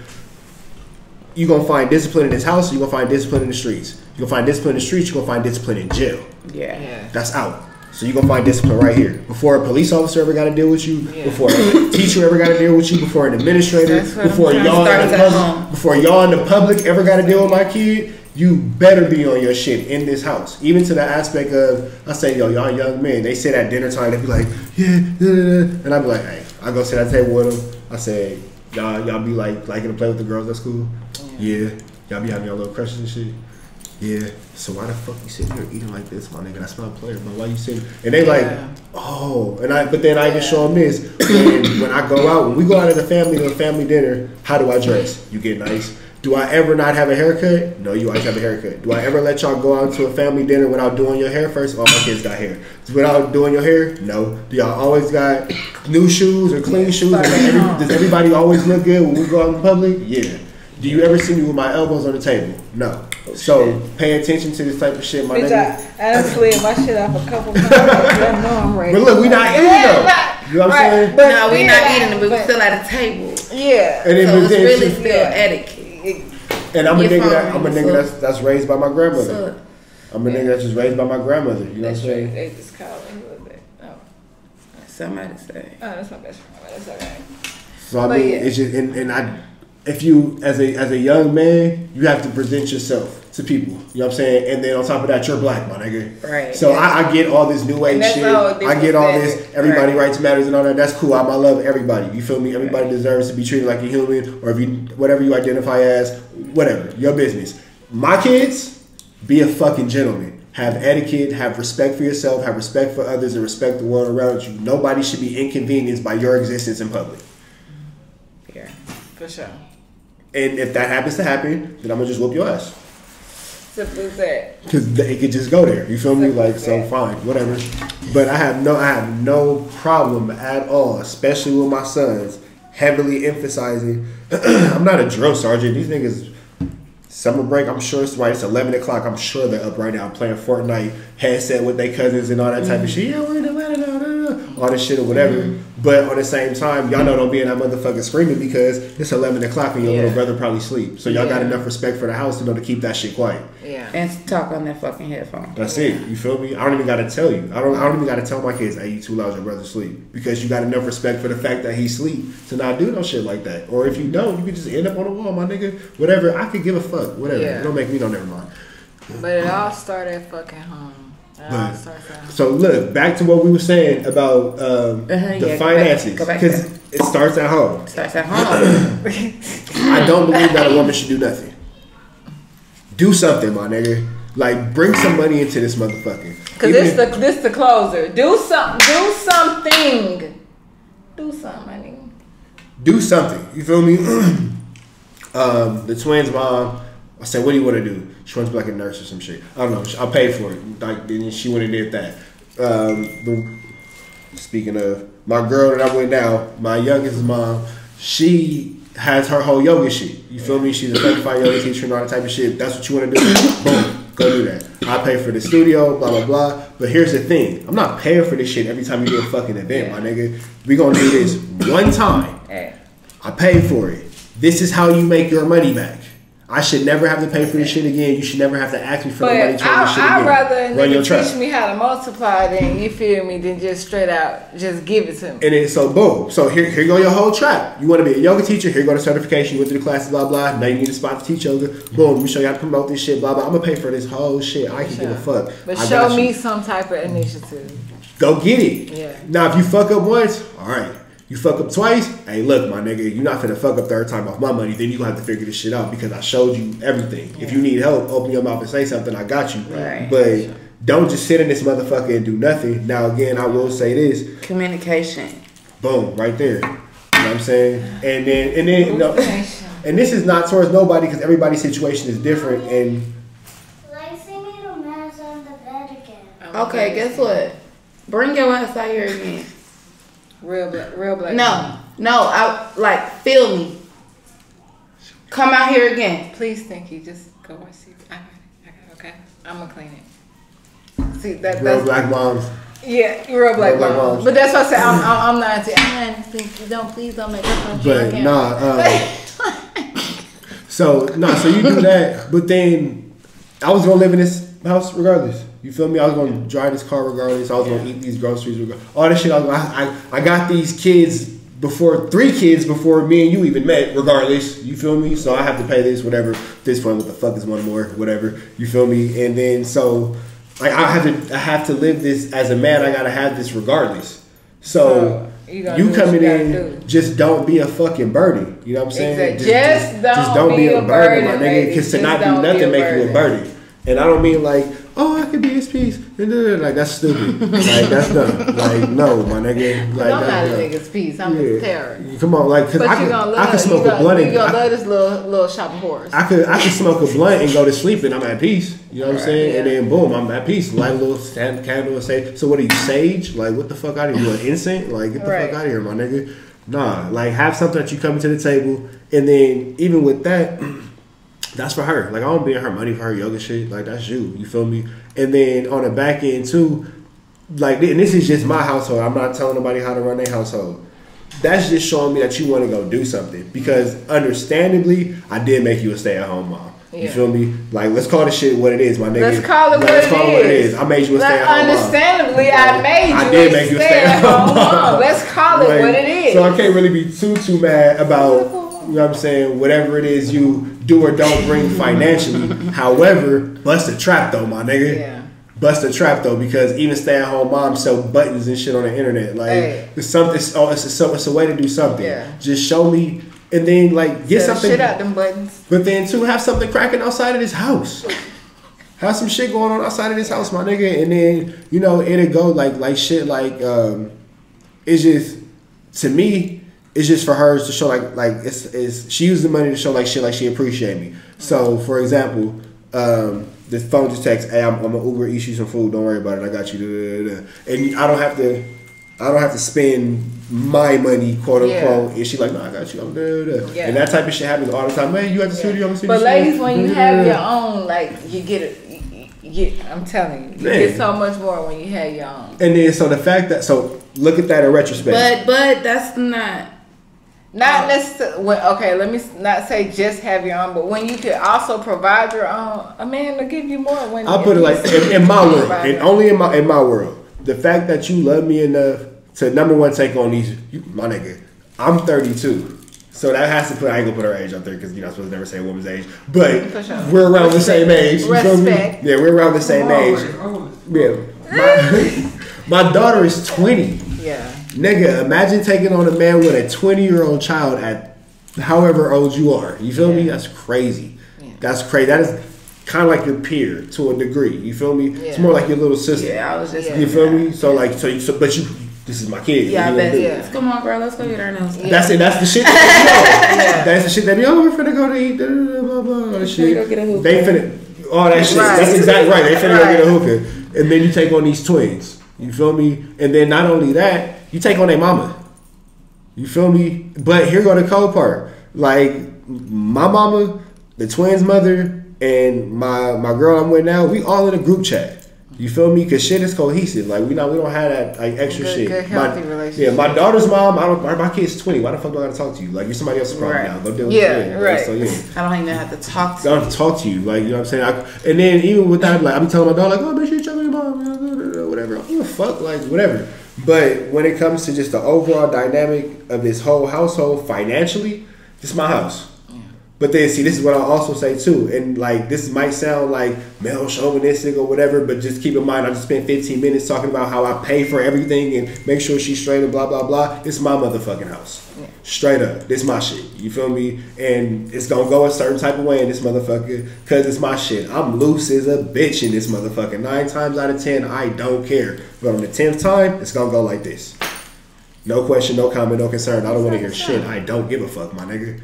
Because on the back end, like you said, just showing the appreciation, I had a lit ass Father's Day. Now I'm thinking about it. I had she got massages, we went to breakfast, had a cold ass breakfast. But like what niggas fail to realize, females have no problem with doing that. You just gotta be worth doing it for. But don't nobody want to fuck with no bro ass nigga. But don't nobody want no dumb ass bitch. Like so, it's common sense. Right.